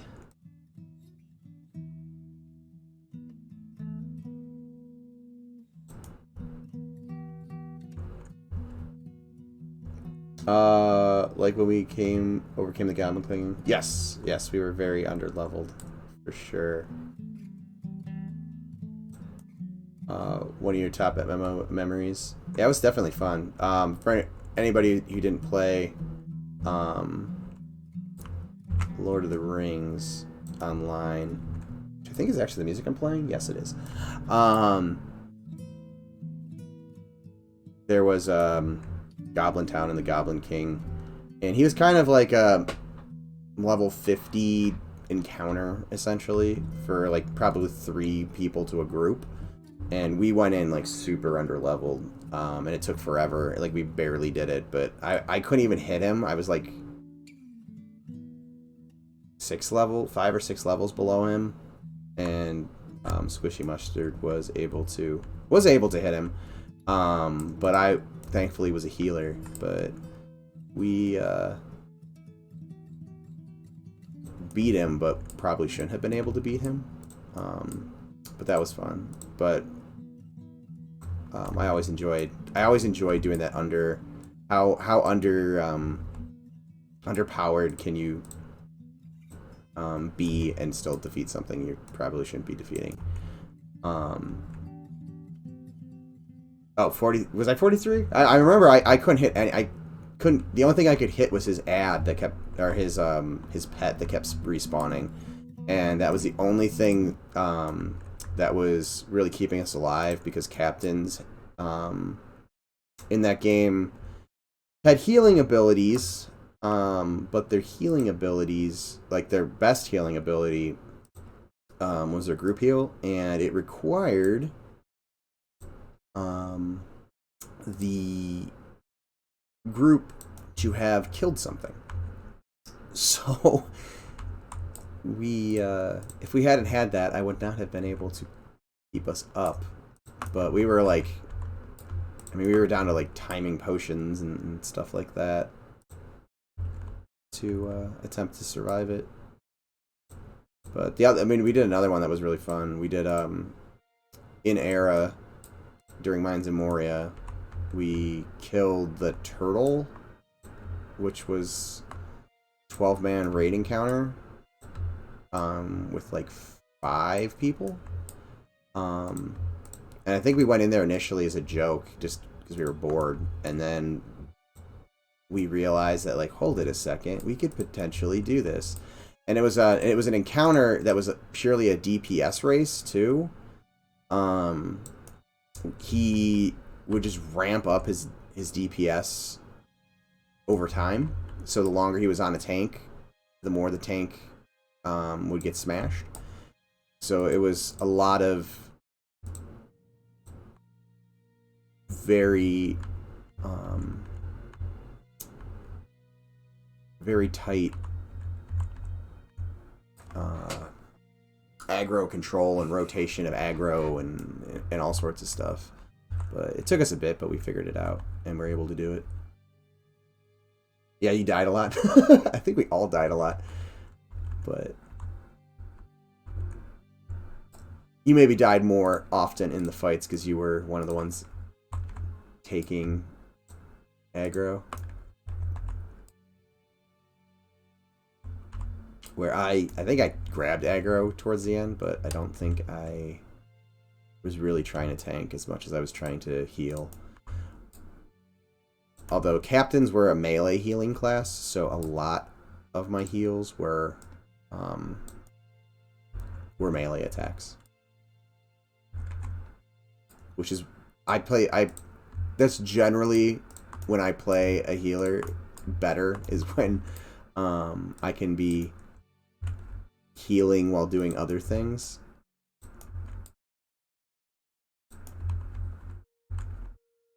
Probably part of the reason why I like blood mages, because I could be in a somewhat damage based mindset. Although I didn't play.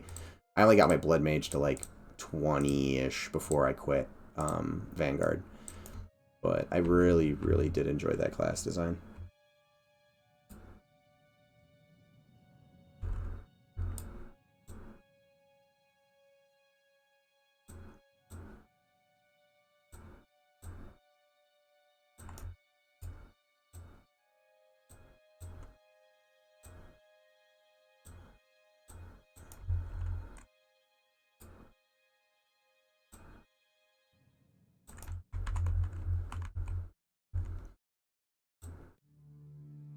Oop, grabbed the wrong vertice.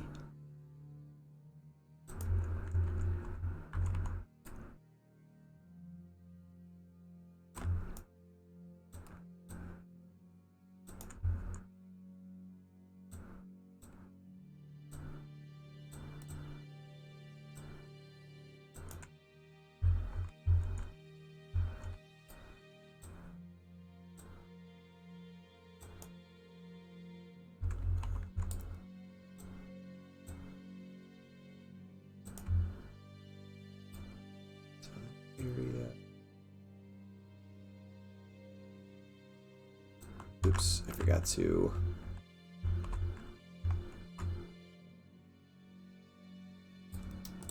And that was why I was not putting floors in here.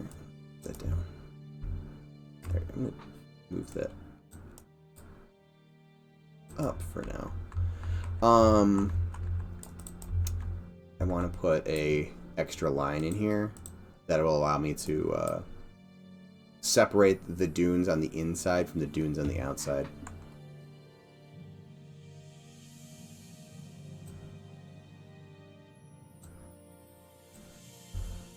Like that. So now, if I can get my camera to cooperate.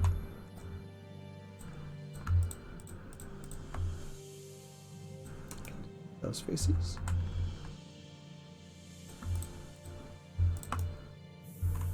And those faces.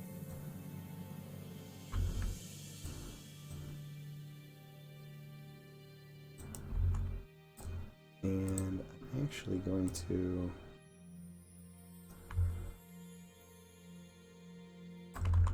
Let me bring those faces back real quick.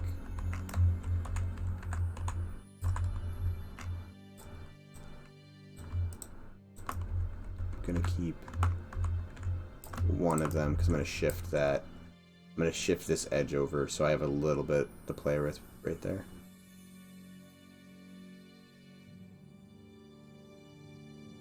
What do I want? I'm gonna do two. Delete those faces. And we'll delete these ones as well.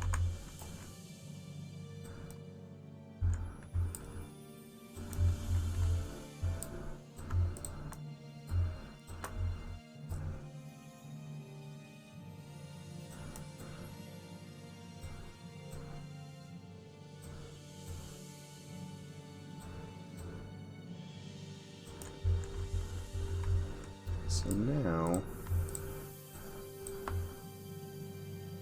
get this stuff over. I love trying to kill stuff undermanned. Yeah, definitely fun. Except for Lady N in North Temple of Ishan and EverQuest. I hate that fight in Era with full raid. Yeah, I'm not a giant fan of spin stun or being spin stunned. So yeah, no, that makes a lot of sense. Don't like spin stun circles. And Nick's on top of that. Yeah, no, I'm not a giant fan of it, for sure. I think though what drives me crazy with Lady N is just how long that fight ends up being until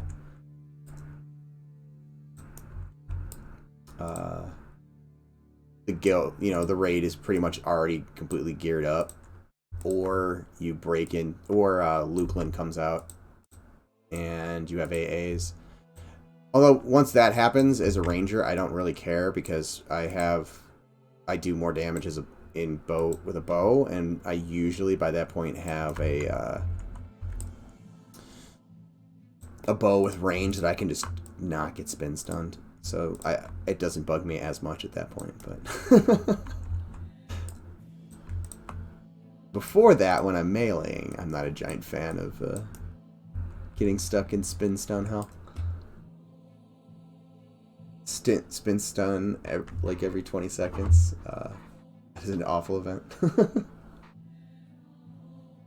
I did it in Era and Agnar. Yeah, I did it in Era and Agnar as well.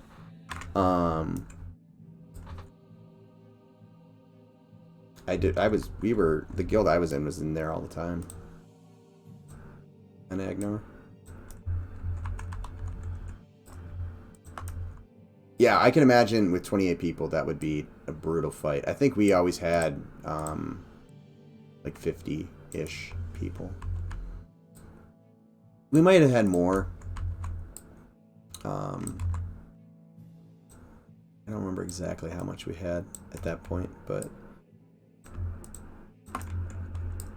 we did have a lot of people boxing, bots and stuff.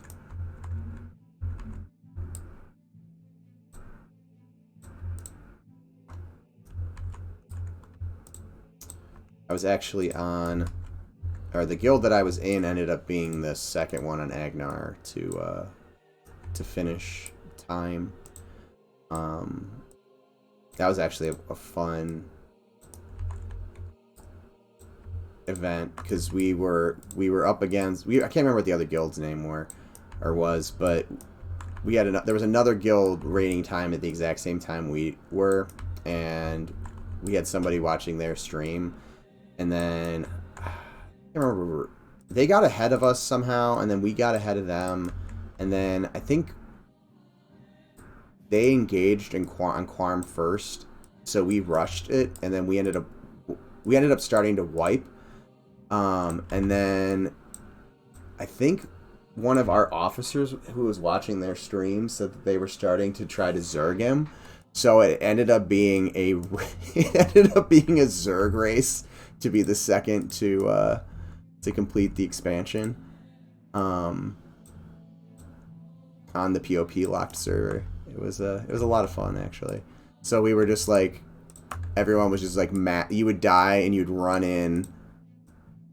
You'd zone right back into time A and then run to time B and grab your corpse and then try to do as much damage before Quarm kicked your ass again.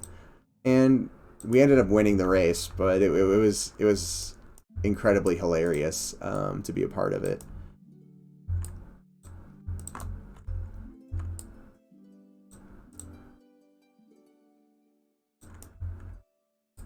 And it fit the name of the guild too. It was Zerdula, but everyone would call us Zergdula, so it ended up being a fitting way to end that expansion. Well, and then ended up, basically ending the server, or ending that server. The last time I went on there, Agnar died off just because it was POP locked, and then after a point you kind of have everything on your characters, so the population dwindles. I logged into my 48 Druid and ran it there to help patch heal and buff. It was one of the evolutions of Faceless. No, are you talking about the second guild that we were racing against? It wasn't Faceless, because Faceless was congratulating us on the win. But we always had like a weird dynamic with that guild, where we would they would come in and DPS race to kill steal us, and then we'd do the same to them. But then they would give us they would let us have the gear, or the flags or whatever.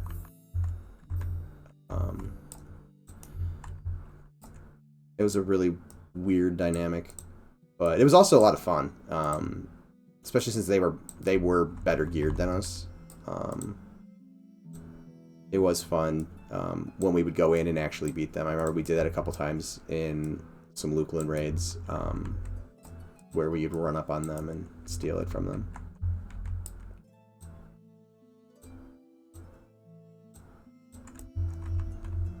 But it was like a weird competitive thing, but there was some level of respect to it too, which was the weird part. I don't know. It was bizarre to be a part of, but it was also a lot of fun.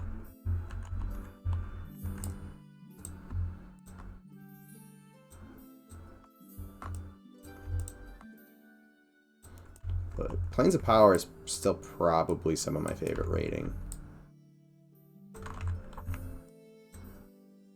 Although I do like a lot of the classic raids too.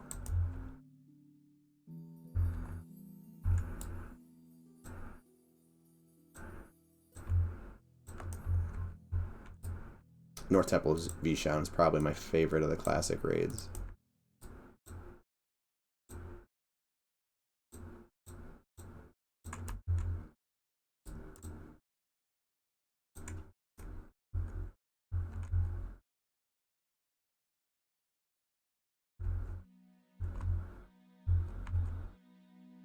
I think, okay, so this is going to end up being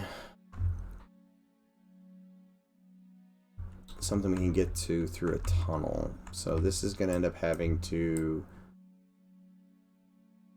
go through here. Now the question I have for myself is, do I want to make this like a man-made looking tunnel?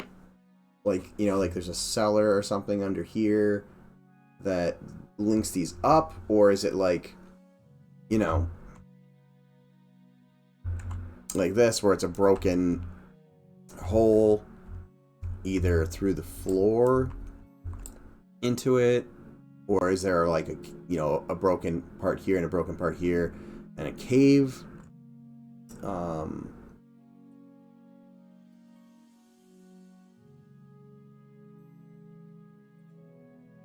I don't know.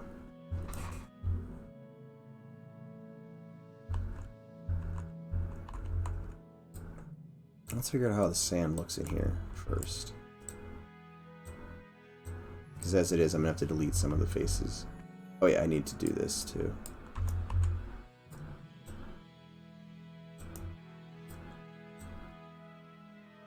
For some reason I thought I already moved these a couple streams ago.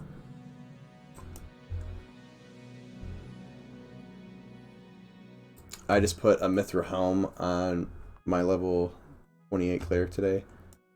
Gave Sean his warrior the Bloodfire too. Nice. That reminds me, I need to make a character on green because I have it on my computer and I have yet to actually make the character. I started to make a character. Why am I getting the black flicker? What did I do?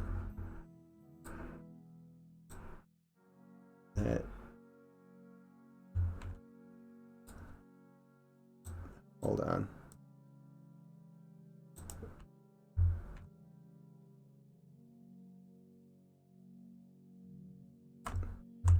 Okay, so it is this. So there's something overlapping somewhere that it shouldn't be.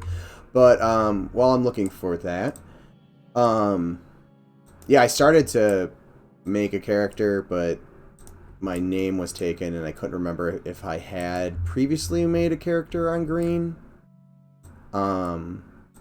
So I started going through a couple of the accounts I have access to, but the problem is I have access to like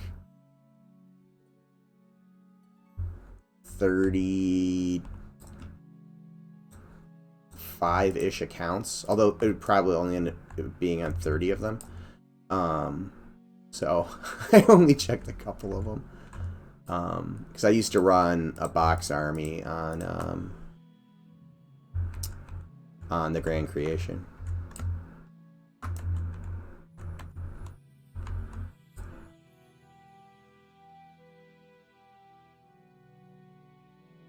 Yeah, I've been screwing around in P99 all alone because Pay just won't make a character. It's having time to make a character. That's the problem. Oh, is this weird? I think it's just an interaction with between the camera and the plane. Yeah, that's what that is. Okay. Yeah, you made the Necro. I knew that. Trying to keep it to weekends only.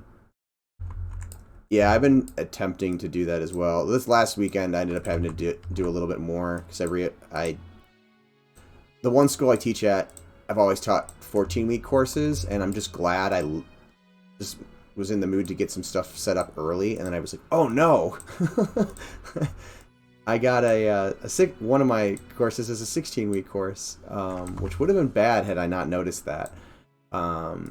But I did, and I got the course all set up and stuff over the weekend. But I ended up spending more time doing that than I wanted to, because I was actually planning on also doing a secret, like, extra weekend stream to make up for some of the missed streams I had the other week when me and the kids were sick. But I did not get that chance. But yeah, I need to make a character on green. Well, I need to make a couple characters on green. One, I want a character just to run around some of the cities, but I also want to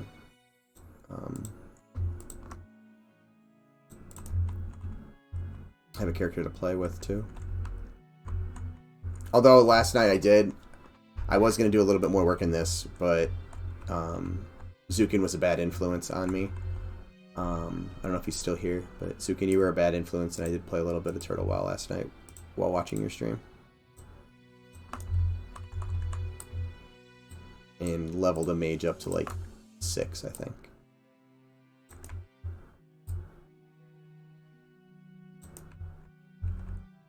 So I've got a couple characters in the 6 to 8 range now. But, you know, maybe like an hour of play. Maybe 2. But yeah, definitely, like, it's that whole balance between work and pleasure and all that. And then, you know, family life and doing the dishes and all that fun stuff. Speaking of which, I need to do a load of dishes and throw in a load of laundry sometime tonight.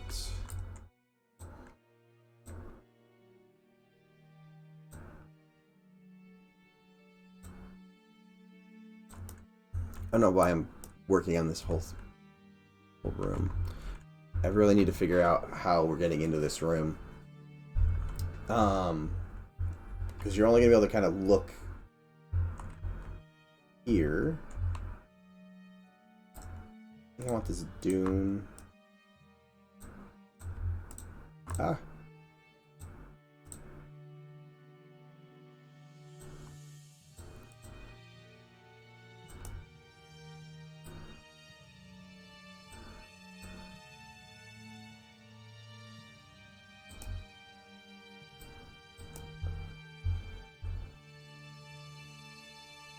Let me see.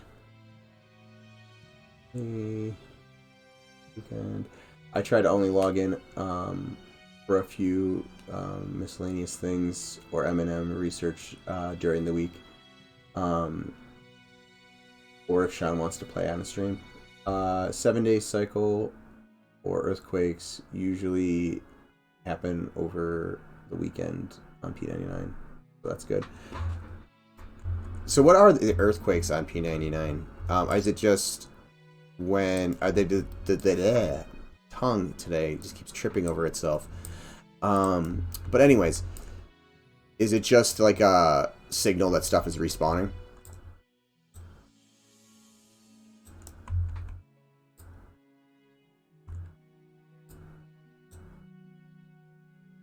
They simulate server maintenance back in the day where everything... Okay. But the servers don't actually go down. Alright, makes sense. Because every time I think of earthquakes, it's usually like, you know, on like the TLPs or even the modern server, like something was defeated and it's announcing it to the server. I remember the first time it happened, I was running through... I think it was Planet Tranquility, and the entire screen started shaking, and I was so confused. I was like, what just happened?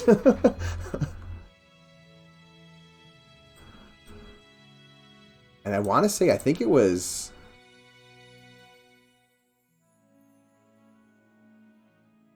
It might have been Nameless Order on Praxis, or was it Wraith at the time? I don't remember, but it might have been when they beat the Overlord. I think they added the earthquakes in Omens, right? Or were they there beforehand and I just never noticed them? Because that was the first time I ever noticed one. I think it was when the Overlord was killed.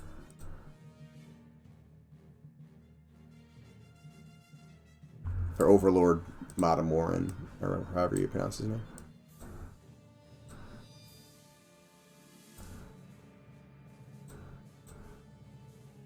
But yeah, I remember running right by Plane of Justice. I don't remember why.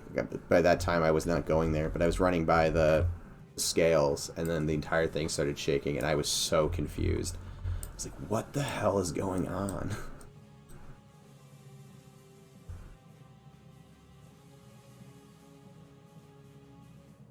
Oh, it might have been beforehand if they gave one when Quarren was first killed. I was not on for that. I do remember the server first kill for the Overlord, though.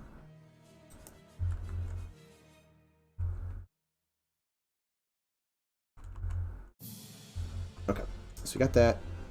Now I need to figure out how I'm getting from here to here. And I think I already built the walls for this. Yes, I did. Awesome. And I punched a hole over here. But I need to figure out, again, how this is going to work, too.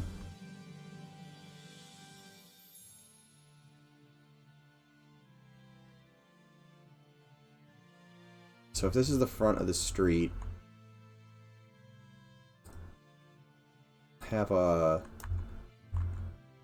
maybe like one doorway here, and then like another doorway that's buried. Although this is not a very deep a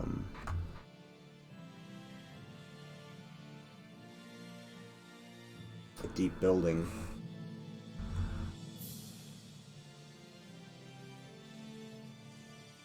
I remember I was thinking about potentially having these two buildings being connected. So maybe I'll do that. Maybe I'll make a passageway between these two, and then also have a doorway over here, and then this will have a stairwell. I don't know if you'll actually be able to see it. That comes down into this like basement area. And then let's figure that part out first, and then we'll figure out what we want to do for the actual building itself. How do I want to do this?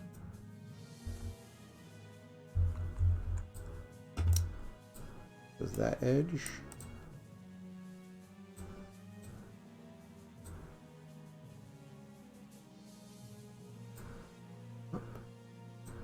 Oops, let's do it 25 or 0.25. And then that one. I think it's actually going to drop it on it. Awesome. I'm going to make this doorway a little bit wider than this. Although I think I will keep the slanted aesthetic to the doorways. So this was... Let's make this the base of it too.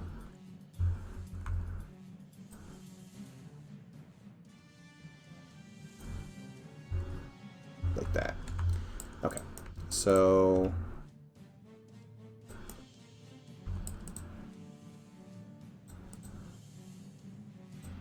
there we go. Make it in the middle. I'll give that as a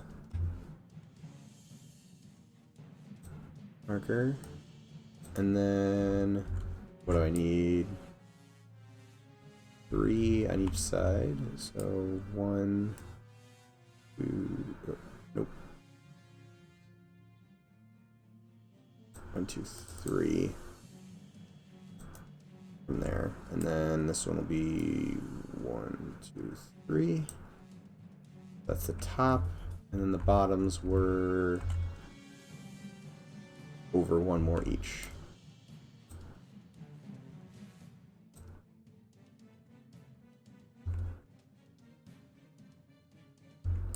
And then because I'm doing it this way, I'm going to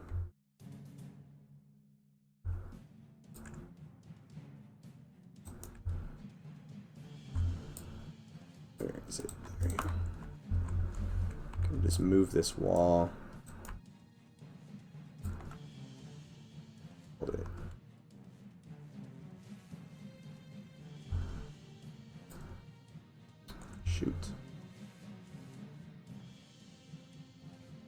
So I'm going to have to move this wall and collapse it.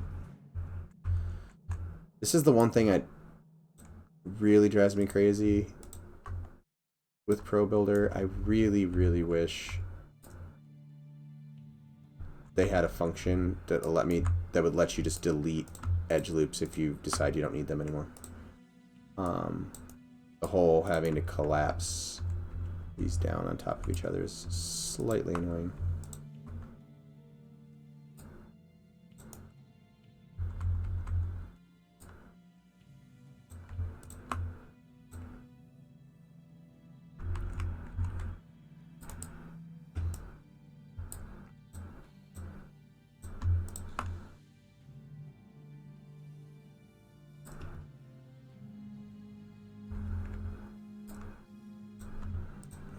Hold it. Did I just do this to the wrong? No. Okay. It's like, oh my god, am I using the other wall that I just built all that on?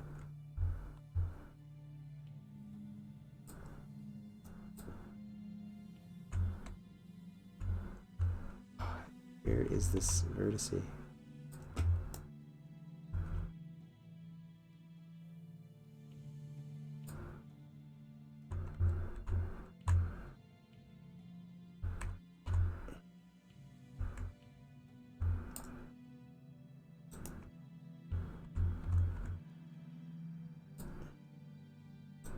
There we go.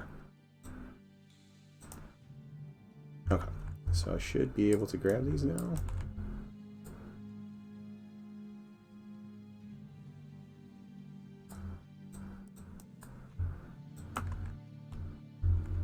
I'm not sure why there's that extra edge, but I'll fix it later. But we'll leave that there, and then we'll fix this wall.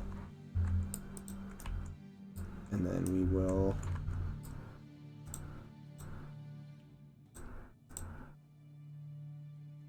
go from there.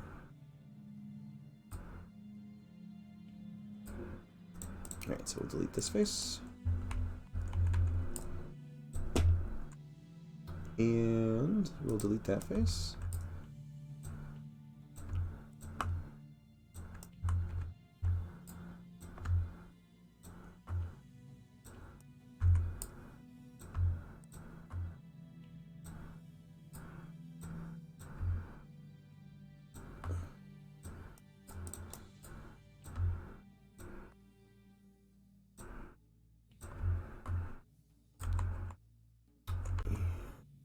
Bridge these back together. Oops, I forgot you can't do it one of these times. Bridge. Bridge. And then...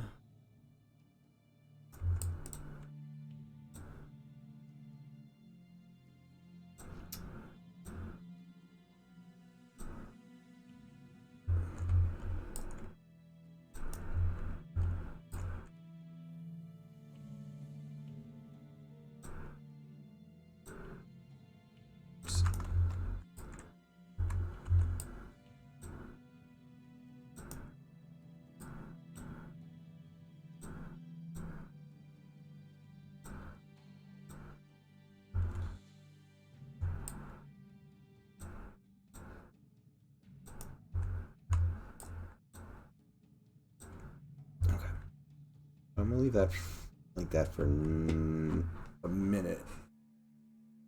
I'm gonna need a floor for this at some point.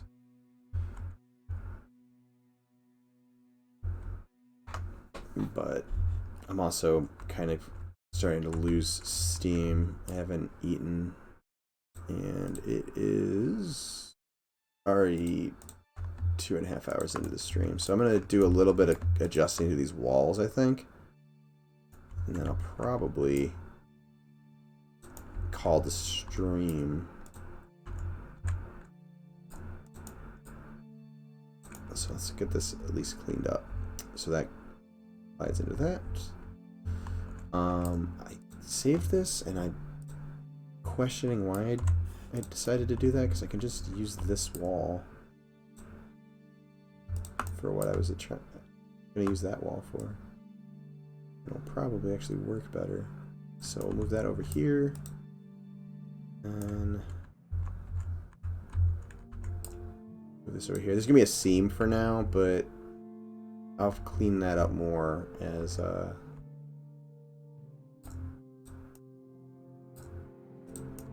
finalize this stuff. Because it's going to be easier to keep this stuff straight and at right angles right now, because if I make an adjustment, then I have to go and straighten it. And well, I don't have to, it just makes it easier to drop new edge loops in, because the edge loops go straight up and down or across. Although this isn't straight up and down, so that would cause an issue. Okay. So go here through here. This will be down.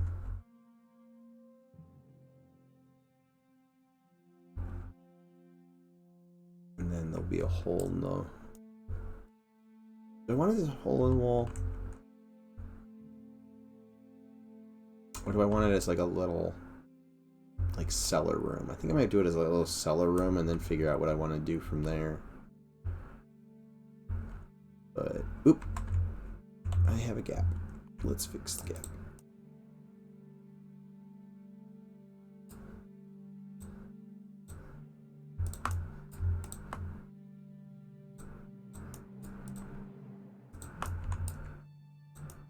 That's closed.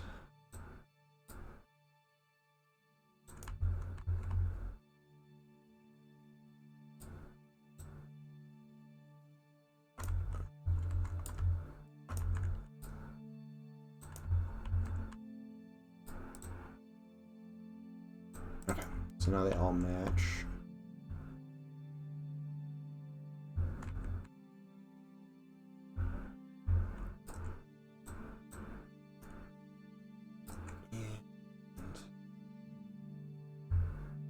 No, I'm not going to play with that right now. Alright, so I think I'm going to wrap this segment up. I'll run around the area one more time before I go. Hey Ishiwater EQ, how you doing? Appreciate the friendly time of today's stream. Awesome. Glad you could watch and join us. Let me hop back in to game. And for anybody who is not familiar with our game, it's Monsters and Memories. It is a late 90s, early 2000s inspired MMORPG. So kind of that first generation of MMOs. And it's very, so it's very inspired by EverQuest. I'm gonna floor hack this and pop up through the ground. So I'm kind of working on an area. Ooh, that's gonna have to be adjusted. I'm working on an area inspired off of some concept art from our concept artist Goblin, who, we wanted this kind of multi-tiered city, and we wanted some ruins and stuff underneath. So the idea is that area that I was working on is going to be kind of a sand-filled,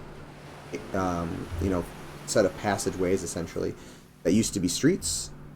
And it's underneath the streets of, portions of this the modern city that's built on top of it. So that's kind of what I'm working on, kind of building this up. So these will all be kind of boarded off, but you can kind of see down in there. And let me time set 6:30 a.m. Oh, doesn't want to work that way. So the time set 7 a.m. So when I was looking at that, I was kind of, the level designer in me was kind of like, how do you get down there? What could be down there? The idea of it being in an encounter space came up. So, did I want to have built like these older buildings and you just kind of go into them to get down there? And then we'd also had this area, which I'd already kind of played around with. which is actually supposed to be higher up. One of the higher up portions of the tier is kind of more the second tier, so it's technically lower than it originally is intended, at least for right now. But I built this area, and it, you know, it's a little area. There's a little bit of set dressing. I mean, nothing too fancy. Very, you know, classic feeling. Those little rooms and stuff like that. But I had built some other little areas over here. A little inn. A little tavern. But also more inn spots. But I had also built this little kind of like, almost looked like a little warehouse room. Kind of like a storage room. And I wanted to play around with secret doorways, so, you know, could this type of a thing work? And it works pretty well. So under here I put this little encounter space. And initially, this whole encounter space was inside the shell of this building. So I didn't have a hole in the geo on the floor, so everything was contained inside this structure. And what I was attempting to do was see how tight of a space we could get away with sticking an area that could be like a hidden encounter area inside our city, because we want the adventurers, we want adventures not just to start in the city, but to like take place in the city as well. So yeah, I kind of built this little area, and it was a little smaller at the time. The ceilings have kind of expanded up over time. I need to expand this wall. It's leaning in a little too much, but you know, this area was not near. This is deeper than this area was. It was probably, I don't know, but maybe about that deep. But had some areas in here, and was kind of playing around with different areas that could be camps. How, you know? Oh, looks like we crashed. Oh, hold on. Why am I losing my mouse?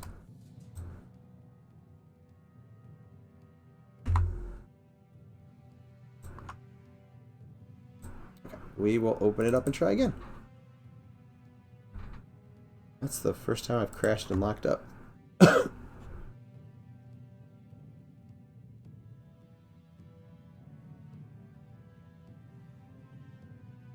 So, but anyways, I was kind of working on different points of interest that kind of have that classic feel to them to some degree, and went from there.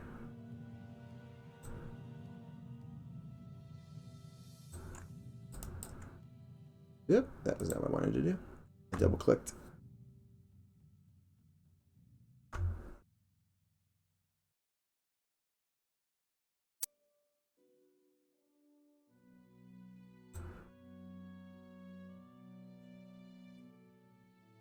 There we go.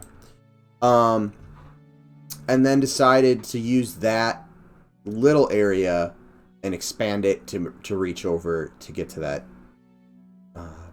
buried city area, the old ruins. So, and it looks like there might be something going on with the server. Oops, that was not supposed to pop up there. Oh, that's why. Elite brought the server down. That is why I can't connect. So I guess I won't be showing you guys the rest of it, but I will take you into Shaded Dunes real quick and show you. So originally all of this again was kind of inside, was above this point that pushed down, but kind of, you know, goes into this like ancient temple with this kind of sacrificial altar thing. And then today we kind of cleaned up that area. So this area, if you fall off now, kills you. But this whole thing's kind of slightly inspired by the whole, in terms of, you know, well, it's not really a castle, but like, you know, more structure with a more cavernous zone that you can only enter, you can't get out of. Well, you can get out. I made this one so you can get out of, but you have to kind of fight to get to it. It's not the same way you came in. But this is how you kind of get over into that area. So that's what we're doing. I'd show you guys more, but I'm not sure how long it's going to take for the server to pop back up. So the chatbot has recently just thrown in the links. So I will throw... No, I think they're all up there. So our website is a great place to go to kind of learn more about the game, see some concept art, see our updates, read our update articles, and things like that. The Discord link is there as well. If you're not in the Discord, you know, it's a great place to kind of hop in. We're all the developers are in there. I think we got over 600 people in there now. We have all sorts of discussions on game design and things like that. So not just our games in general, but obviously our games is discussed a lot in there as well. And just ideas and brainstorming and stuff like that can happen in there as well. So definitely fun. Feel free to hop in. We'd love to have you. The other thing we have is our mailing list, which if you want updates on the game, but you don't want to join the Discord, or you don't want to follow the stream, which I appreciate anybody who follows. Actually, I'm getting close to reaching the affiliate mark, I think. So I do appreciate anybody who follows. But the update is a great... the mailing list is another way to just kind of keep in touch without having to follow any of the other streams or methods of getting information. It'll also be probably tied to beta testing in some way, or joining us in testing at some point in the future. And then what else is there? Oh, and then there's the link for all of the other streamers. So Sean does a lot of development streams with developing. We'll all be on his streams and test sometimes. Zukin's been modeling our critters, which I was going to show you guys, but I can't. And then Goblin does concept work. Nick is supposed to be starting to stream soon, and he's going to be doing like testing and design work. And then Ali will be streaming things when he can. The programmers have more limitations on what they can necessarily stream just for security reasons. But other than that, you know, those are the kind of things. So thank you very much for hanging out. Looks very cool. I like it. Thanks for your time following the game closely. Awesome. Thanks guys for hanging out. And for anybody who likes the environment art streams, which is what I do, the stream times again are Monday nights at 8 p.m. Eastern Standard Time, and then today, Wednesdays at 1 p.m. If I have any delays or I have to cancel a stream, I'll always blast it in the general channel of our Discord channel. So hopefully we'll catch you guys again soon. Oh, and if you are on the YouTube channel, don't forget to like and comment in the comment section to help us out with that, with the algorithm, and subscribe. But other than that, I think I've got all of the things said and done, so I'm gonna end it for the night. Have a good evening, everybody. See you next time.